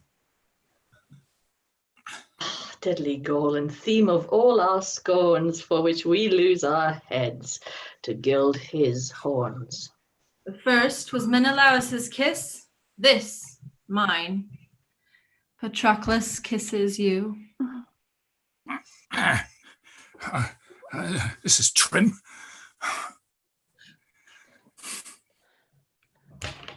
Paris and I kiss evermore for him. I'll have my kiss, sir. Lady, by your leave. In kissing, do you render or receive? Both take and give. I'll make my match to live. The kiss you take is better than you give, therefore no kiss. I'll give you boot. I'll give you 3 for 1. You're an odd man. Give even or give none. Odd man, lady. Every man is odd. No. Paris is not, for you know 'tis true that you are odd and he is even with you. Oh, you flip me over the head. No, I'll be sworn. It were no match, your nail against his horn. May I, sweet lady, beg a kiss of you? Lady, a word. I'll bring you to your father. Woman of quick sense. Sweet lady, may I beg a kiss of you? You may. I do desire it. Why? Beg then. Why then, for Venus' sake, give me a kiss when Helen is a maid again, and his. I am your debtor, and claim it when 'tis done. Never's my day, and there's a kiss of you. Lady, a word. I'll bring you to your father. Woman of quick sense. Fie. Fire upon her. There's language in her eye, her cheek, her lip, nay, her foot speaks. Her wanton spirits look out at every joint and motive of her body. Ah, these encounterers, so glib of tongue, that give accosting welcome ere it comes, and wide unclasp the tables of their thoughts to every ticklish reader, set them down for sluttish spoils of opportunity, and daughters of the game.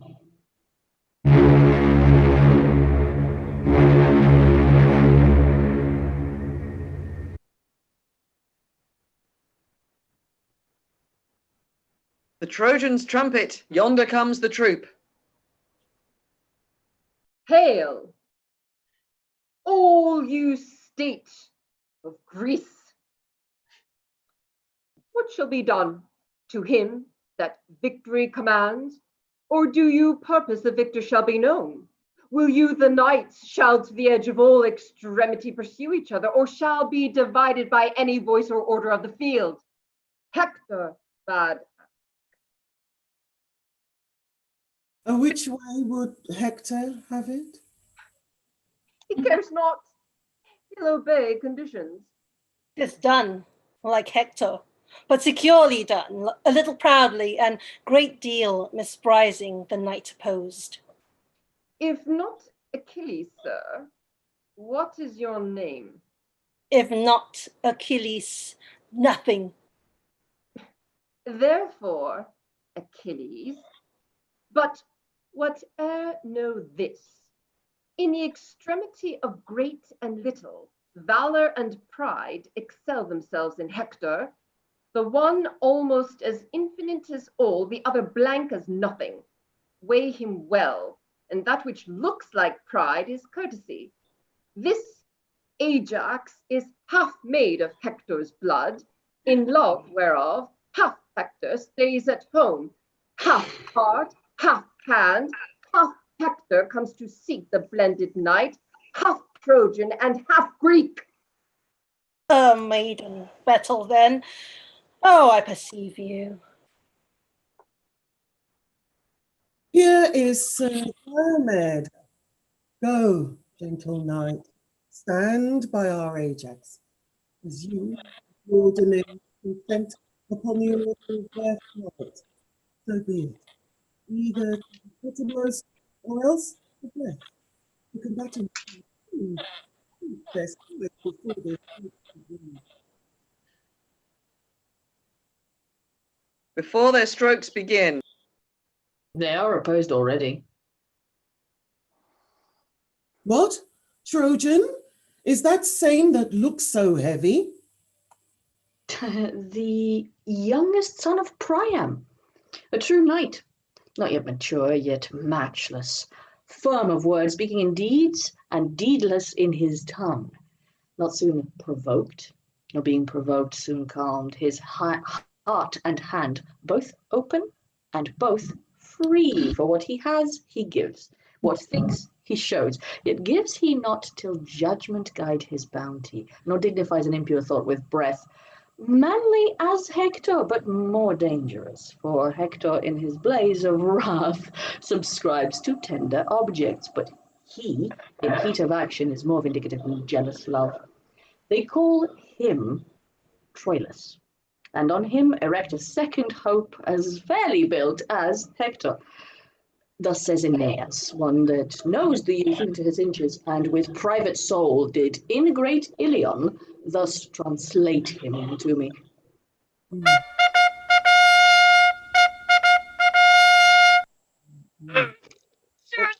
They are in action. Now, Ajax, hold thine own! Oh, Hector, thou sleep! Awake thee!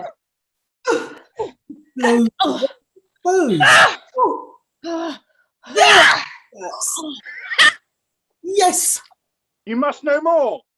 Prince, enough, so please you. I'm not warm yet. Let us fight again. As Hector pleases. Why then will I know more? Thou art, great lord, my father's sister's son, a cousin german to my great Priam's seed. The obligation of our bloods forbids a gory emulation twixt us twain. Were thy commixtion Greek and Trojan so, that thou couldst say, this hand is Grecian all, and this is Trojan, the sinews of my leg, all Greek, and this all Troy.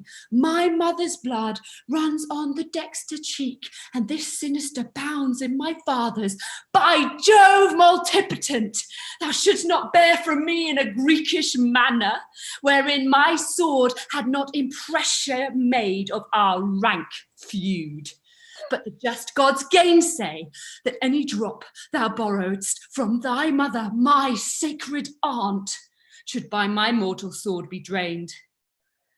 Let me embrace thee, Ajax. Come here. By him, thou hast lusty arms. Hector would have them fall upon him thus. Cousin, all honour to thee. I thank thee, Hector. Thou art too gentle and too free a man. I came to kill you, cousin, and bear hence a great addition earned in thy death. Not Neoptolemus so mirablous, on whose bright crest fame with her loudest oars cried, "This is he!" could promise to himself a thought of added honour torn from Hector. Ah, there is expectance here from both the sides. What further will you do? We'll answer it. The issue is embracement. Ajax. Yeah.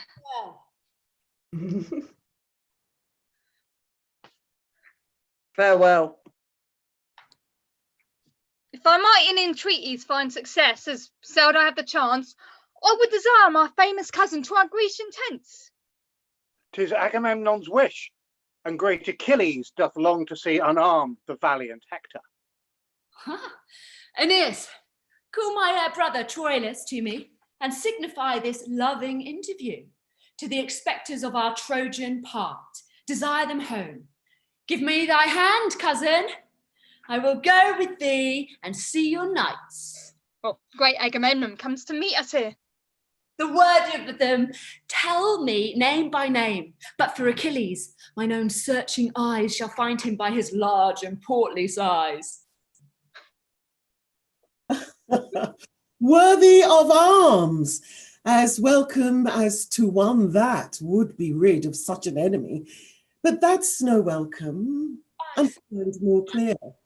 What's past and what's to come is strewed with and formless ruin of oblivion.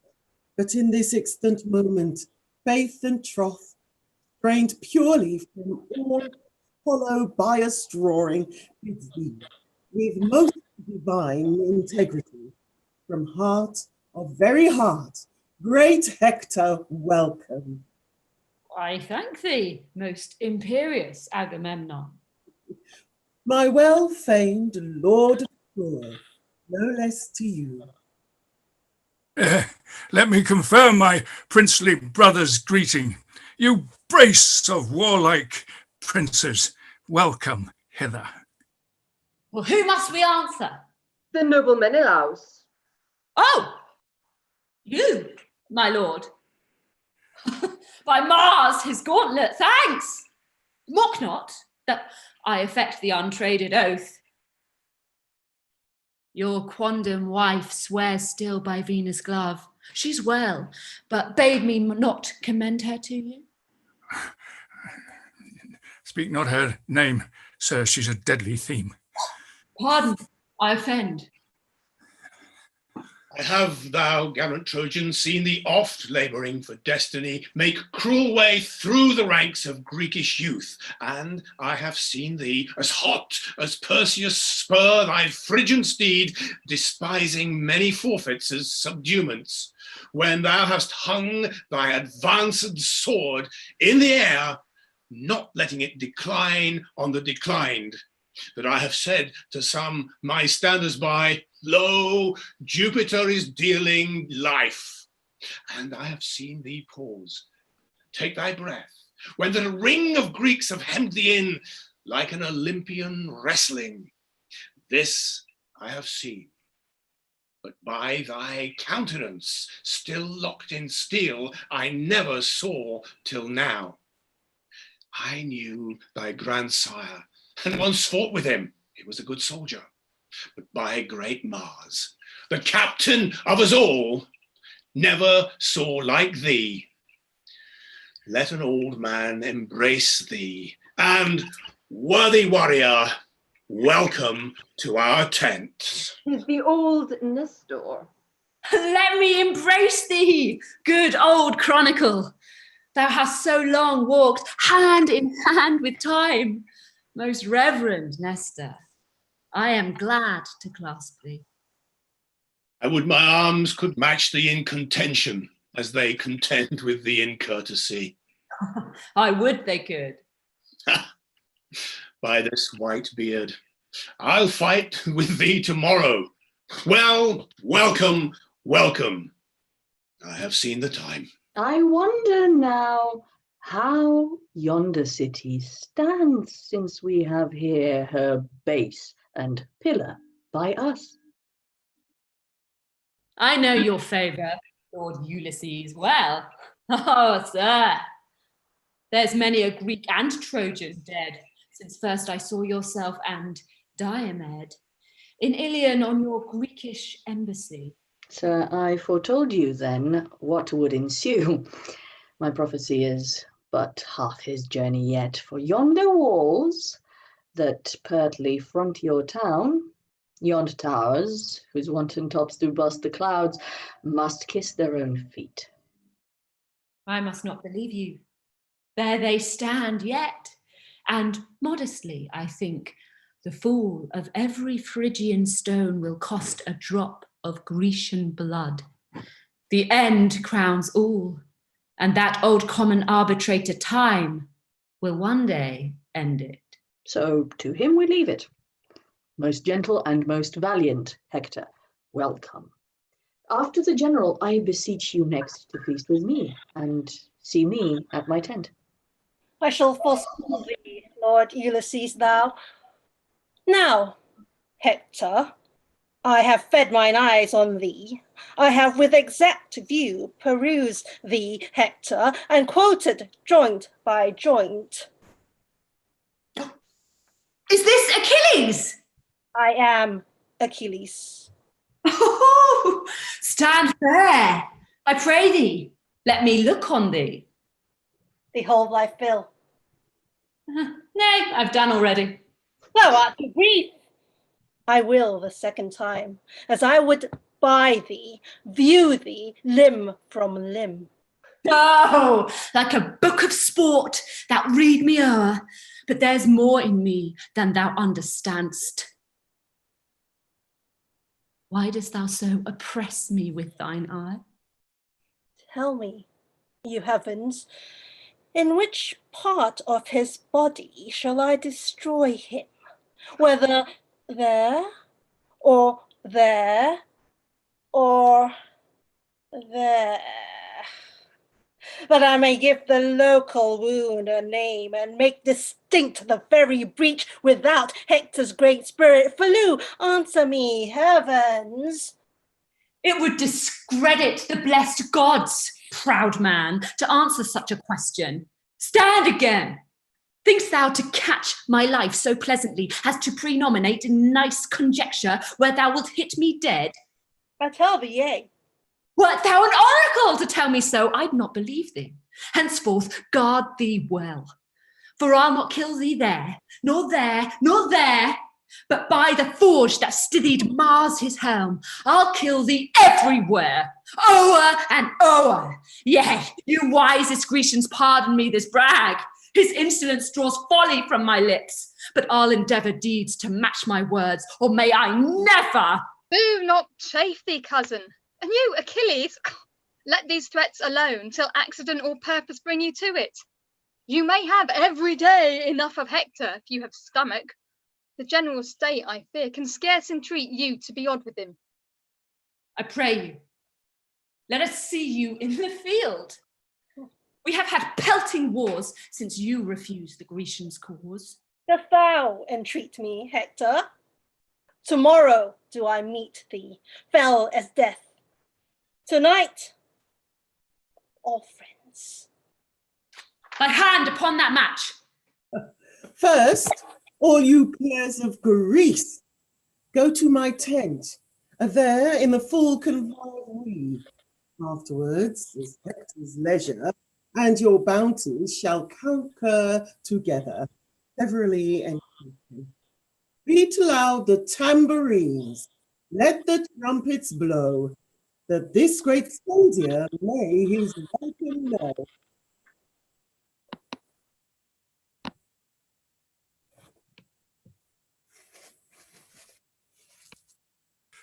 Oh, my lord, Ulysses, pray, I beseech you, in what place of the field doth Calchas keep? At Menelaus' tent, most princely Troilus, there Diomed doth feast with him tonight, who neither looks upon the heaven nor earth, but gives all gaze and bent of amorous view on the fair Cressida. Shall, sweet lord, be bound to you so much, after we part from Agamemnon's tent, to bring me thither? You shall command me, sir. As gentle, tell me, of what honour was this Cressida in Troy? Had she no lover there that wails her absence? Oh, sir, to such a boasting as show their scars mock is due. Will you walk on, my lord? She was beloved. She loved. She is and doth. But still, sweet lord, sweet love is food for fortune's tooth.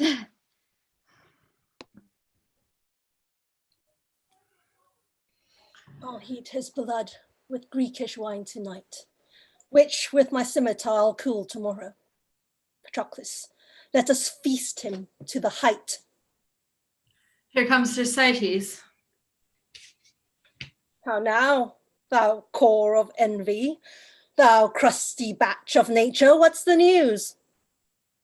Why, thou picture of what thou seemest, and idol of idiot worshippers. Here's a letter for thee. From whence, fragment? Why, thou full dish of fool, from Troy. Who keeps the tent now? The surgeon's box, or the patient's wound. Well said, adversity. And what need these tricks? Prithee, be silent, boy. I profit not by thy talk. Thou art thought to be Achilles' male varlet. Male varlet, you rogue. What's that? Why, his masculine whore. Now, the rotten diseases of the south, the guts griping, ruptures, catarrhs, loads of gravel in the back, lethargies, cold palsies, raw eyes, dirt-rotten livers, wheezing lungs, bladders full of impostume, sciaticas, lime kilns in the palm, incurable bone ache, and the rivelled fee simple of the teta, take and take again such preposterous discoveries. Why, thou damnable box of envy, thou, what meanest thou to curse thus? Do I curse thee? Why, no, you ruinous butt, you hoarse and indistinguishable cur, no. No, why art thou then exasperate, thou idle immaterial skein of sleeve silk, thou green sarcenet flap for a sore eye, thou tassel of a prodigal purse, thou? Ah, how the poor world is pestered with such waterflies of diminutives of nature. Out, gall! Finch egg! My sweet Patroclus, I am thwarted quite from my great purpose in tomorrow's battle. Here is a letter from Queen Hecuba, a token from a daughter of my fair love, both taxing me and engaging me to keep an oath that I have sworn and will not break it. Fall, Greeks. Fail, fame, honor, or go or stay. My major vow lies here. This I'll obey. Come, Thersites, help me to trim my tent. This night in banqueting must all be spent. Away, Patroclus.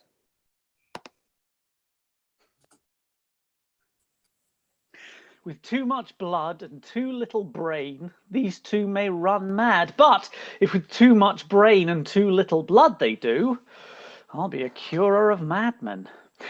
Here's Agamemnon, an honest fellow enough, and one that loves quails, but he has not so much brain as earwax. And the goodly transformation of Jupiter there, his brother the bull, the primitive statue and oblique memorial of cuckolds, a thrifty shoeing horn in a chain hanging at his brother's leg, to what form but that he is should wit, larded with malice, and malice forced with wit turn him to? To an ass were nothing. He is both ass and ox. To an ox were nothing. He is both ox and ass. To be a dog, a mule, a cat, a fichu, a toad, a lizard, an owl, a puttock, or a herring without a roe, I would not care. But to be Menelaus, I would conspire against destiny. Ask me not what I would be if I were not Thersites, for I care not to be the louse of a lazar, so I were not Menelaus. Heyday, spirits and fires.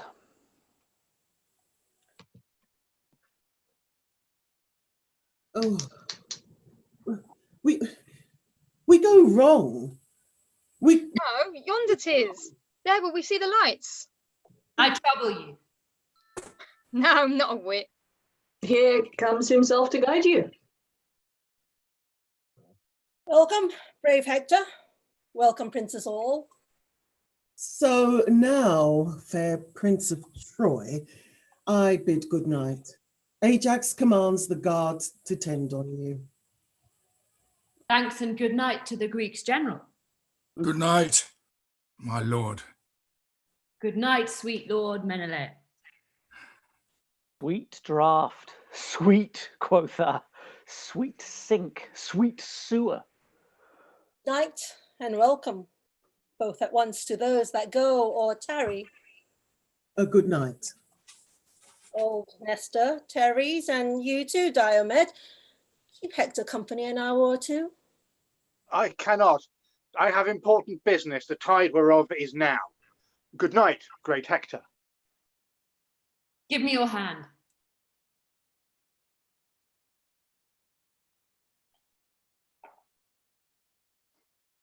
Follow his torch. He goes to Calchas' tent. I'll keep you company. Sweet sir, you honour me. And so good night. Come, come, enter my tent.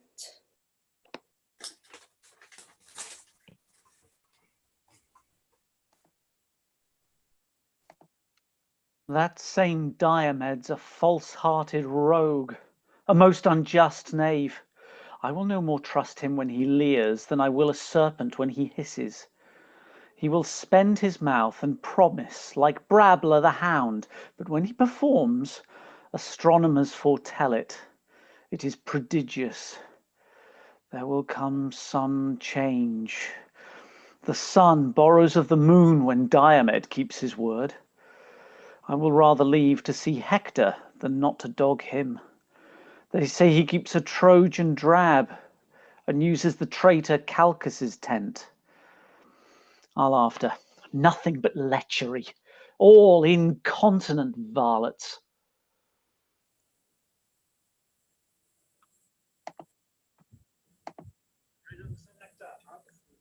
What? Are you up here, ho? Speak! Who calls? Calchas, I think.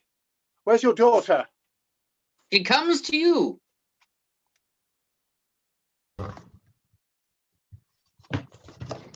Stand where the torch may not discover us. Oh, Cressida comes forth to him. How now, my charge? Now, my sweet guardian, hark, a word with you? He's so familiar. She will sing any man at first sight.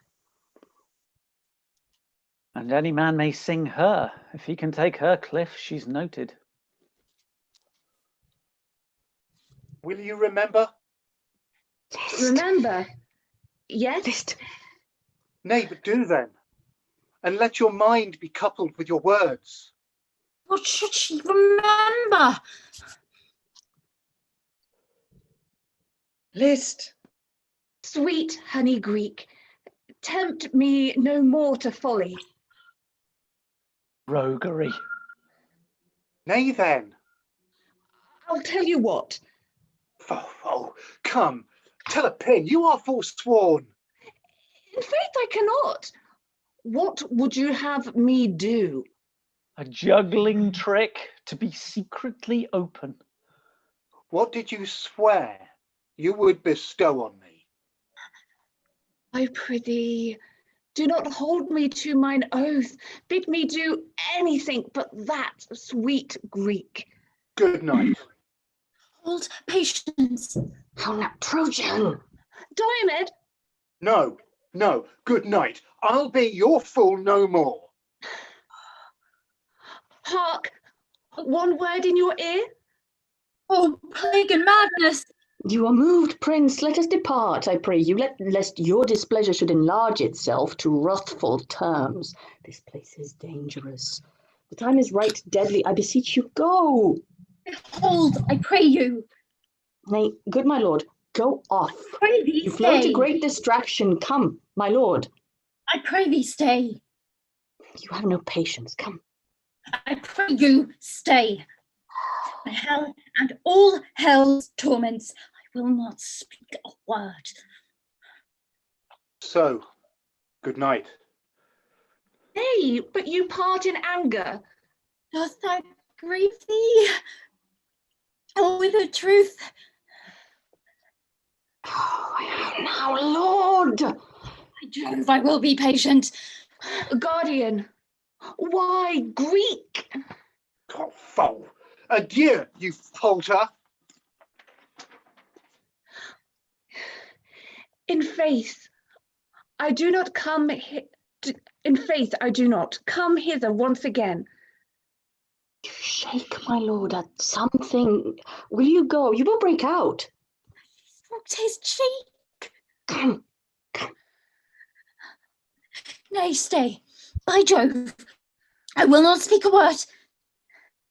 There is between my will and all offence a guard of patience. Stay a while. How the devil Luxury with his fat rump and potato finger tickles these together. Fry, lechery, fry. But will you then? In faith, I will. Never trust me else. Give me some token for the surety of it. I'll fetch you one. You have sworn patience. Fear me not, sweet lord. I will not be myself, nor have cognition of what I feel. I am all patience.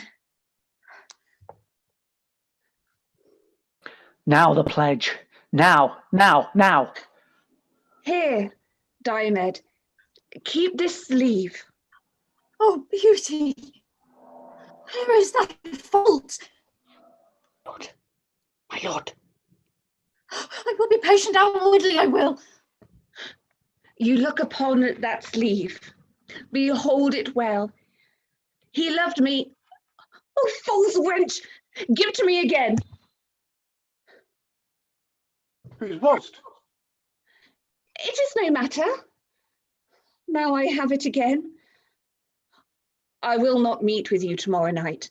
I prithee, Diomed, visit me no more. Now she sharpens. Well said, Whetstone. I shall have it. What's this? Aye, that. Of all you gods, oh pretty pledge, thy master now lies thinking in his bed of thee and me, and sighs, and takes my glove and kiss memorial dainty kisses to it, as I kiss thee. Nay, Do not snatch it from me. He that takes that doth take my heart with all. I had your heart before. This follows it. Oh, I did swear patience. You shall not have it, Diomed. Faith, you shall not. I'll give you something else. I will have this. Whose was't? No matter.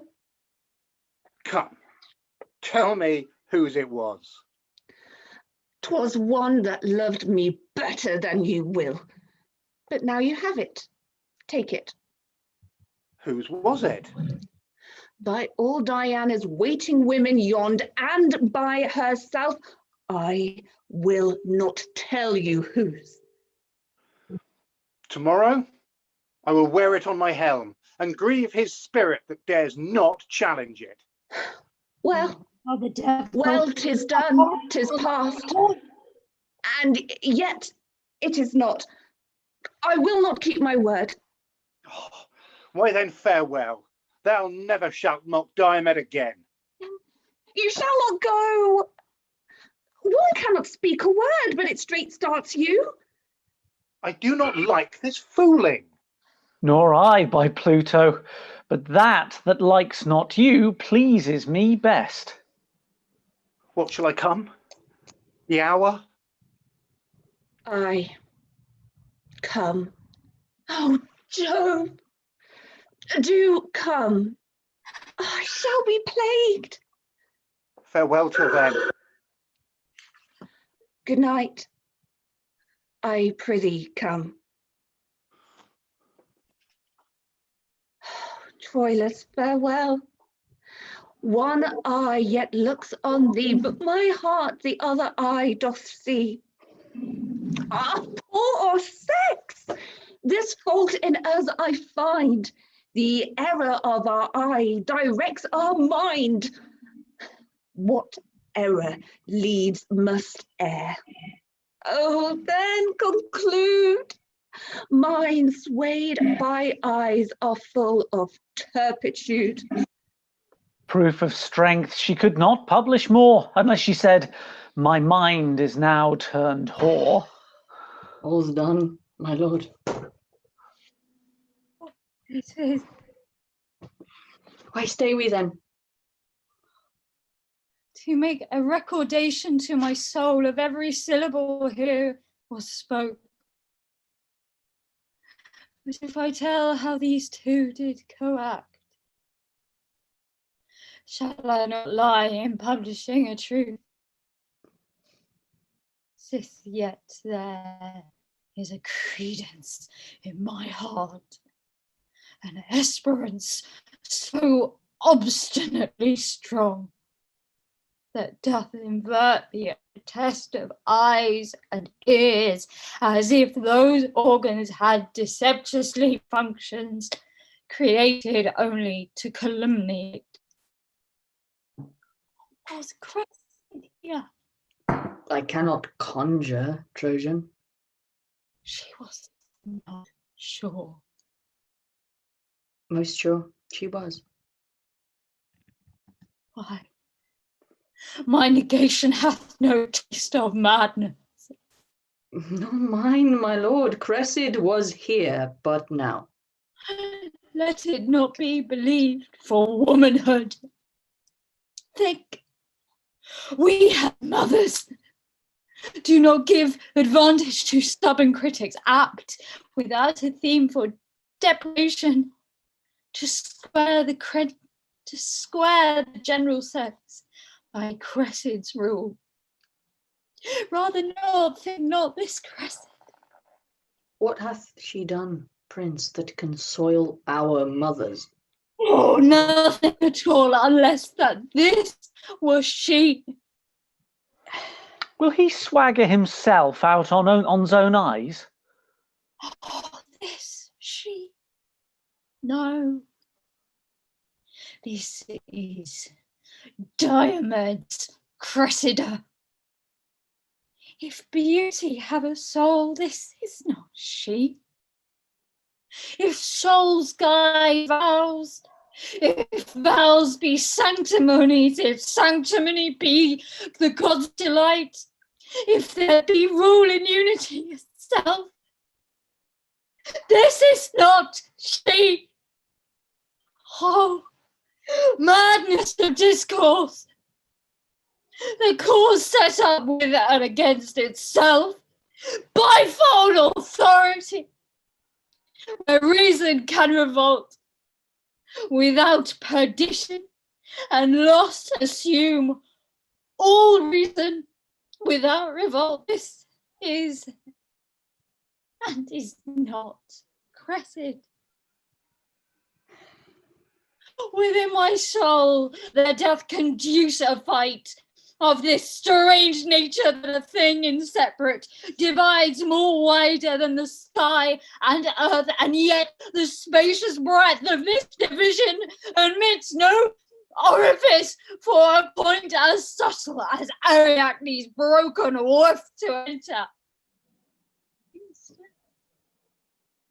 Oh, instant, strong as Pluto's gates, Cressida mine, tied with bonds of heaven.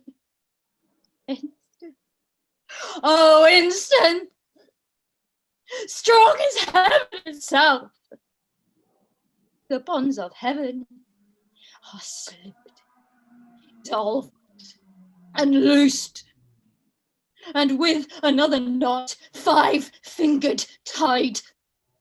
The fractions of her faith, orbs of her love, the fragments, scraps, the bits and greasy relics of her o'er-eaten faith are bound to Diomed. May worthy Troilus You'll be take half it, attached with that which here his passion doth express. I Greek, and that shall be divulged well in characters as red as Mars, his heart inflamed with Venus. Never did young man fancy him so eternal and so fixed a soul. Hark, Greek, as much as I do Cressida love, so much by weight hate I her, Diomed. That sleeve is mine that he'll bear on his helm. Were it a casque composed by Vulcan's skill, my sword should bite it. Not the dreadful spout which shipmen to the hurricane call, constride in mass by the almighty sun, shall dizzy with more connections here in his descent than shall my prompted sword falling on Diomed. He'll tickle it for his concupy. Cressida. Oh, false, Cressida. False, false, false. Let all untruths stand by thy stained name, and thou seem glorious. Contain yourself, your passion draws ears hither.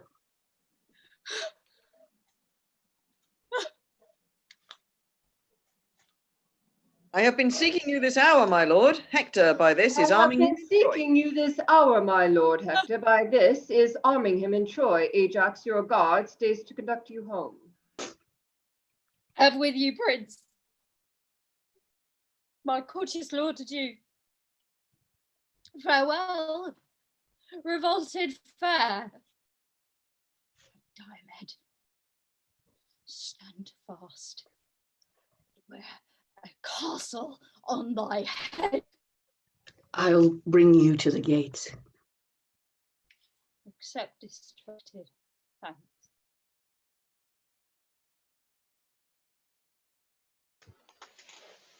Would I could meet that rogue Diomed, I would croak like a raven.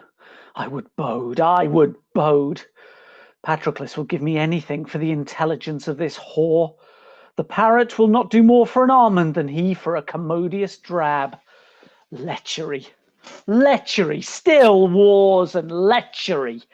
Nothing else holds fashion. A burning devil take 'em. When was my lord so much and gently tempered to stop his ears against admonishment? Unarm, and do not fight today.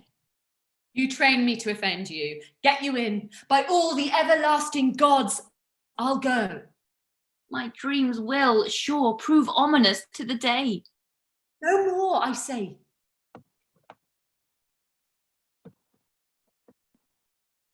Where's my brother Hector?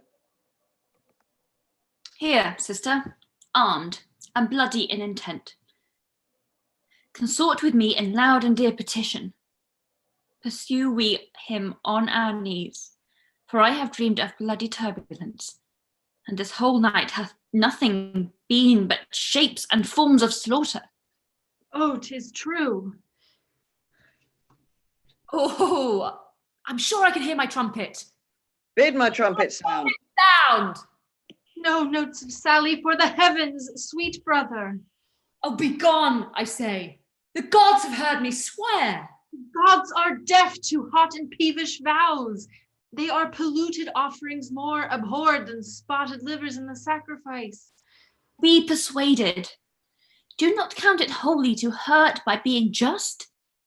It is as lawful, for we would give much to use violent thefts and rob in behalf of charity. It is the purpose that makes strong the vow, but vows to every purpose must not hold. Unarm, sweet Hector. Hold you still, I pray. Mine honour keeps the weather of my fate. Lie every man holds dear, but the brave man holds honour far more precious dear than life. Far more precious dear than life. Oh, how now, young man? Means thou to fight today? Cassandra, call my father to persuade. Oh no, faith, young Troilus, doff thy harness, youth. I am today in the vein of chivalry. Let grow thy sinews till their knots be strong, and tempt not yet the brushes of the war. Unarm thee, go, and doubt thou not, brave boy. I'll stand today for thee, and me for Troy. Brother, you have a vice of mercy in you, which better fits a lion than a man. What vice is that, good Troilus? Chide me for it. When many times the captive Grecian falls, even in the fan and wind of your fair sword, you bid them rise and live. 'Tis fair play. Oh, fool's play by heaven, Hector. How now? For the love of all the gods, let's leave the hermit pity from others. And when we have our armours buckled on, the venom, vengeance ride upon our sword. Spur them to ruthful work, rein them from ruth. Fie, savage, fie. Hector, then 'tis wars. Troilus, I would not have you fight today. So, why should who withhold me? Not fate, obedience, nor the hand of Mars, beckoning with fiery truncheon my retire, nor Pyramus and Hecuba on knees, and their eyes o'ergalled with recourse of tears, not you, my brother, with your true sword drawn, opposed to hinder me, should stop my way, but by my ruin. Lay hold upon him, Priam, hold him fast. He is thy crutch. Now, if thou lose thy stay, thou on him leaning, and all Troy on thee, fall all together. Come, Hector, come, go back. Thy wife has dreamed, thy mother have had visions. Cassandra does foresee, and I myself am like a prophet suddenly enwrapped to tell thee that this day is ominous. Therefore, come back.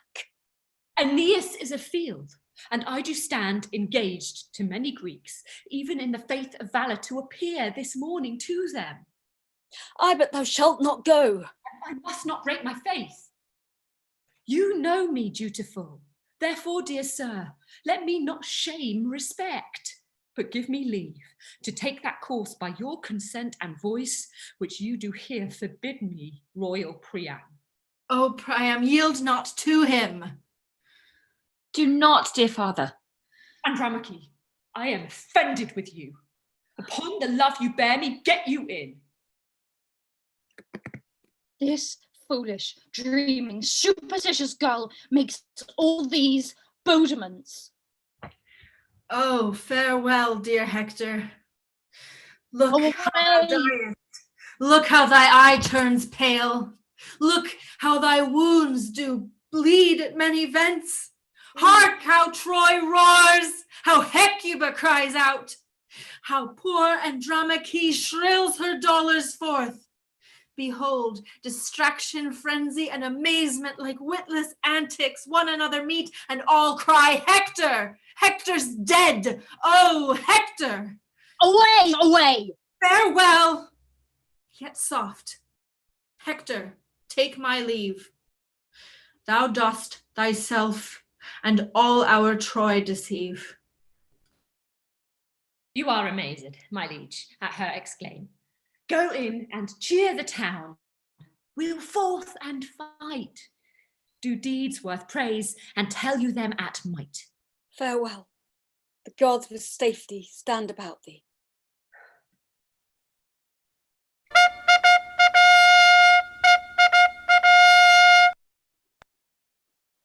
They're at it.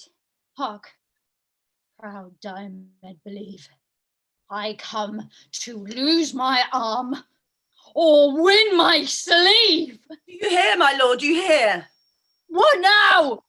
There's a letter come from yon poor girl. Let me read. A whoreson Tisic, and whoreson rascally Tisic so troubles me, and the foolish fortune of this girl, and what one thing, what another, that I shall leave you one of these days. I've a rheum in mine eyes too. It's such an ache in my bones that unless a man were cursed, I cannot tell what to think on't. What says she there? Words, mere words. No matter from the heart. The effect doth operate another way. Go to wind there, turn and change together. My love with words and errors still she feeds, but edifies another with her deeds.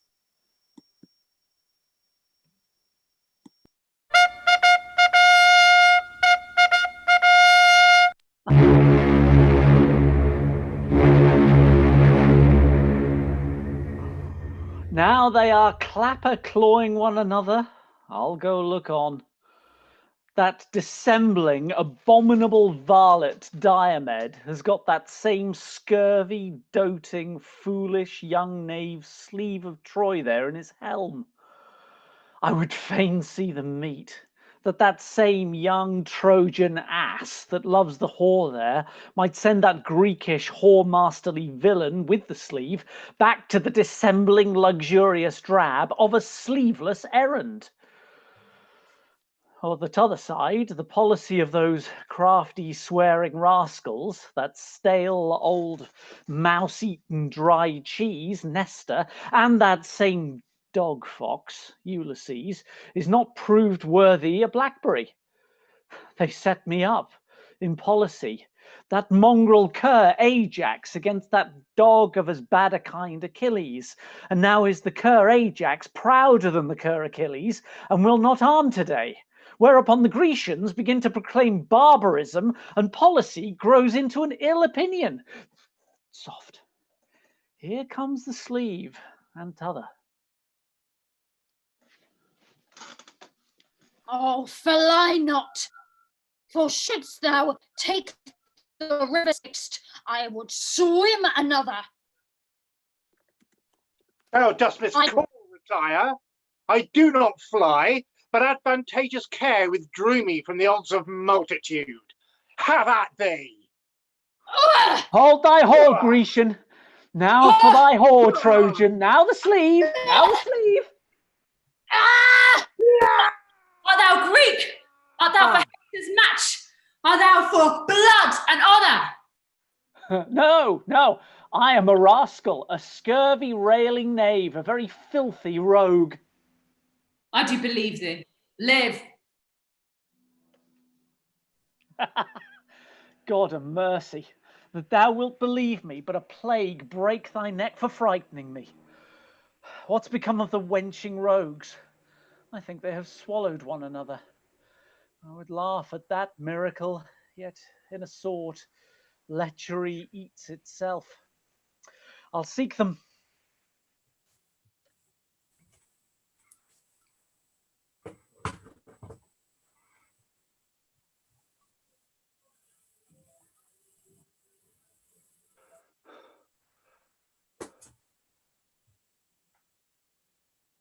Go, go, my servant.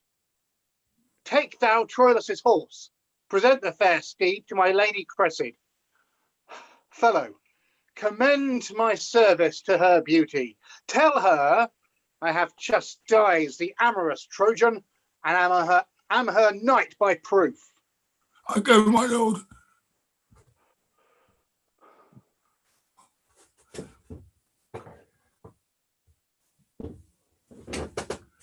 Renew, renew, the fierce Polydamas hath beat down Menon, bastard Margarellon hath Doreus prisoner, and stands Colossus-wise waving his beam upon the pashed courses of the kings. Epistrophus and Sadius, Polixenes is slain, Amphimachus and Thoas deadly hurt, Patroclus ta'en or slain, and Palamedes sore hurt and bruised.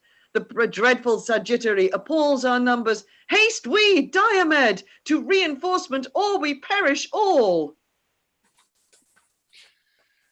Go bear Patroclus' body to Achilles, and bid the snail-paced Ajax arm for shame. There is 1,000 Hectors in the field. Now here he fights on Galanthe, his horse, and there lacks work, anon he's there afoot. And there they fly or die like scaled skulls before the belching whale. Then is he yonder, and there the strawy Greeks, ripe for his edge, fall down before him like the mower's swath. Here, there, and everywhere he leaves and takes, dexterity so obeying appetite, that what he will he does, and does so much, that proof is called impossibility. Oh, courage, courage, princes. Great Achilles is arming, weeping, cursing, vowing vengeance.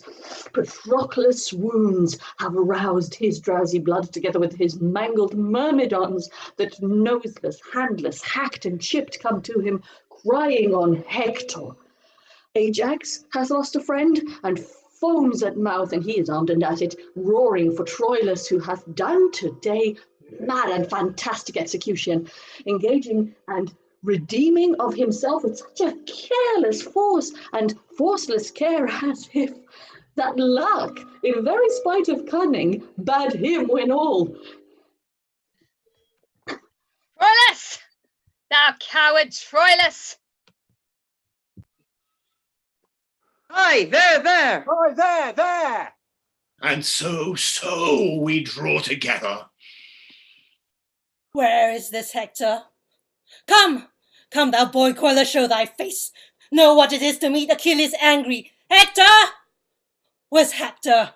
I will none but Hector! Troilus! Thou coward Troilus, show thy head! Troilus! Troilus, I say, where's Troilus? What wouldst thou? I would correct him. Were I the general, thou shouldst have my office ere that correction. Troilus, I say! What, Troilus? Oh, traitor Diomed, turn thou thy face, thou traitor, and pay thy life. Thou owest me for my horse. Ha! Art thou there? I'll fight fight with him alone. Stand, Diomed. He is my prize. I will not look upon. Oh, come, come both you cogging Greeks. Have at you both. Ha!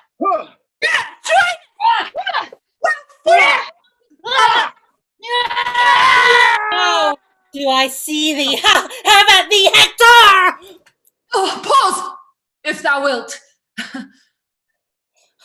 I do disdain thy courtesy, proud Trojan. Be happy that my arms are out of use. My rest and negligence befriends thee now, but thou anon shalt hear of me again. Till when? Go, seek thy fortune. Oh, fare thee well. I would have been much more a fresher man had I expected thee. And now, my brother? Ajax hath ta'en Aeneas. Shall it be? No, by the flame of yonder glorious heaven. Oh, he shall not carry him. I'll be ta'en too. Or bring him off. Fate, hear me what I say. I reck not though I end my life today. And thou, Greek, thou art a goodly mark. No, wilt thou not? Well then fly on. I'll hunt thee for thy hide. Come hear about me, you my myrmidons. Mark what I say. Attend me where I will. Strike not the stroke, but keep yourselves in breath. And when I have the bloody Hector found, impale him with your weapons round about. In fellous manner execute your aims. Follow me, sirs, and my proceedings it is decreed, Hector the Great must die.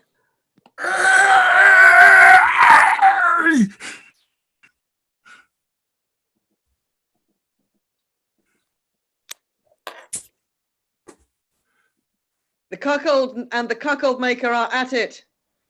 Now bull, now dog. Loo, Paris, Loo! Now, my double hen sparrow. Loo, Paris, Loo! The bull has the game. Ware horns, ho!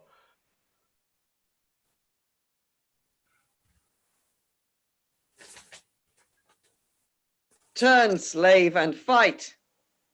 What art thou? Bastard son of Priam's.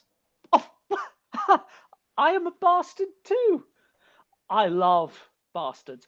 I am a bastard begot, bastard instructed, bastard in mind, bastard in valour, in everything illegitimate. One bear will not bite another, and wherefore should one bastard? Take heed, the quarrel's most ominous to us. If the son of a whore fight for a whore, he tempts judgment. Farewell, bastard. Devil take thee, coward. Most putrefied core, so fair without, thy goodly armour thus hath cost thy life. Oh, now is my day's work done. I'll take a breath. Oh, rest, sword. Thou hast had thy fill of blood and death. Look, Hector, how the sun begins to set, how ugly night comes breathing at his heels, even with the veil and darking of the sun to close the day up. Hector's life is done. I am unarmed. Forgo thy vantage, Greek. Strike, fellow, strike! This is the man I seek!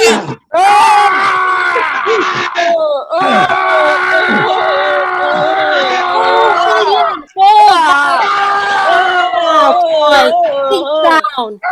Lie, thy heart, thy sinews and thy bone, burn, Myrmidons, and all amain. Achilles hath the mighty Hector slain!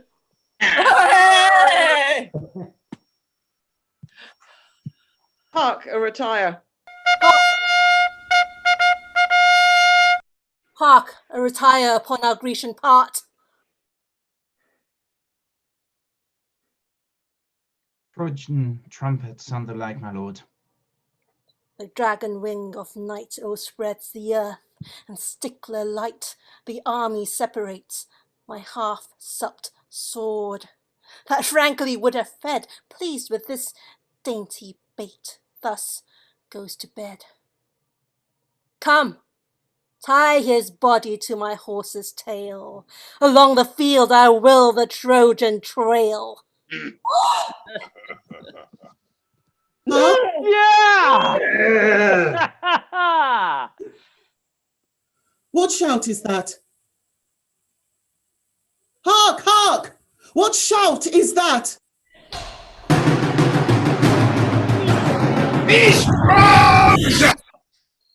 Hector is slain! Achilles has killed him! Hector is slain! Yeah! It is Hector's slain, and for Achilles. Yeah! God Don't let forbid, no! it be. Great Hector was as good a man as he. March patiently along. Let one be sent to pray. Achilles, see us at our tent. If in his death the gods have us befriended, great Troy is ours, and our sharp wars are ended. Stand ho! Yet are we masters of the field. Never go home. Here starve we out the night.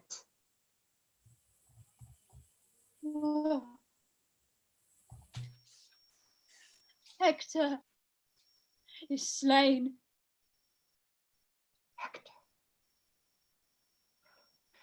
The gods forbid. He's dead. And at the murderer's horse's tail, in beastly sort, dragged through the shameful field. Frown on, you heavens! Effect your rage with speed. Sit, gods, upon your thrones, and smile at Troy. I say at once, let your brief plagues be mercy, and linger not on our destructions on. My lord, you do discomfort all the host. Oh, you understand me not that tell me so. I dare not speak of flight, of fear, of death, but dare all imminence that gods and men address their dangers in. Hector is gone. Who shall tell Priam so? Or Hecuba? Let him that will a screech owl I be called go into Troy and say that Hector's dead. There is a word that will Priam turn to stone, make wells and Niobes of the maids and wives, cold statues of the youth, and in a word, scare Troy out of itself. But march away. Hector is dead! There is no more to say. Fucking get on with it.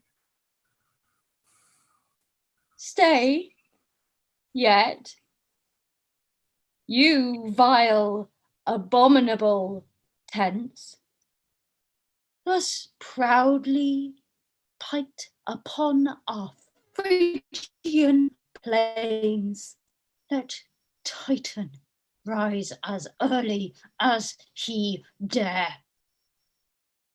I'll through and through you, and thou, great-sized coward, no space of earth shall sunder our two hates. I'll haunt thee like a wicked conscience still, that mouldeth goblins swift as frenzy's thoughts.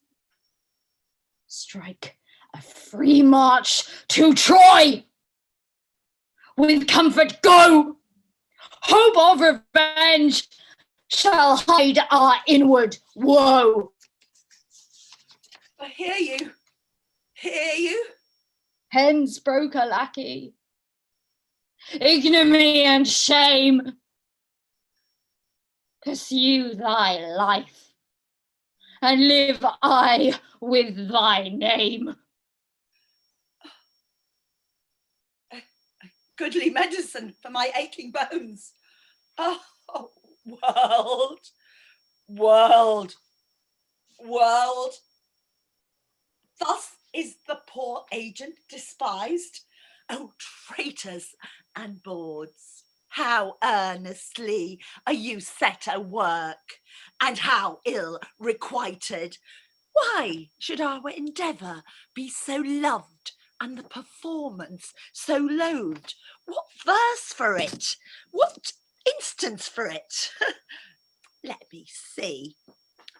Full merrily the humble bird doth sing, till he hath lost his honey and his sting, and being once subdued in armoured tail, sweet honey and sweet notes together fail. Good traders in the flesh, set this in your painted cloths. As many as be here of Panda's hall, your eyes half out, weep out at Panda's fall. Or if you cannot weep, yet give some groans, though not for me, yet for your aching bones. Brothers and sisters of the hold door trade, some 2 months hence my will shall here be made. It should be now, but that my fear is this: some galled goose of Winchester doth hiss. Till then, I'll sweat and seek about for eases, and at that time bequeath you my diseases. And on that note, unlikely as it seems, Troilus and Cressida by William Shakespeare and possibly somebody else, that is where we close for today. So everybody come back on stage. That was the 4 hours traffic of our stage. We thank you that you joined with us. Congratulations to all. Thank you, thank you, thank you, the cast. Thank you again for watching. Thank you, Will, and whoever helped him create that. And thank you to the people on Twitter who voted for us to do this particular play. We hope you enjoyed it. We have certainly had an interesting afternoon. To those of you out there watching and listening, please, our apologies for, we were somewhat beset behind the scenes with some internet issues. So you may have noticed me popping up occasionally. We had some strange things going on. That was beyond our control. We do apologize. There were some strange sort of echoes and things going on as well. So we'll see if we can do anything about that for next time. Right. Thank you all very much for your hard work. We will be back next Sunday at 3 o'clock doing a much shorter and lighter program of scenes. We will be back again in October doing more scenes. The October play, we're giving ourselves a bit of a break because we've done, what have we done? We did Richard III, then we did Julius Caesar, now we've done Troilus and Cressida. We're going to do Love's Labour's Lost in October. We're giving ourselves a slight change of pace. So not that it hasn't been fun.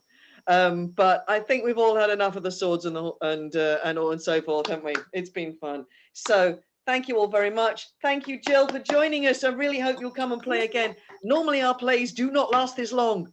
So for now, enjoy the rest of your evenings, everybody. Anybody who's watching, we'll see you next week. And everybody, thank you very much and good night. Fare thee well. Off we go into our Trojan sunset.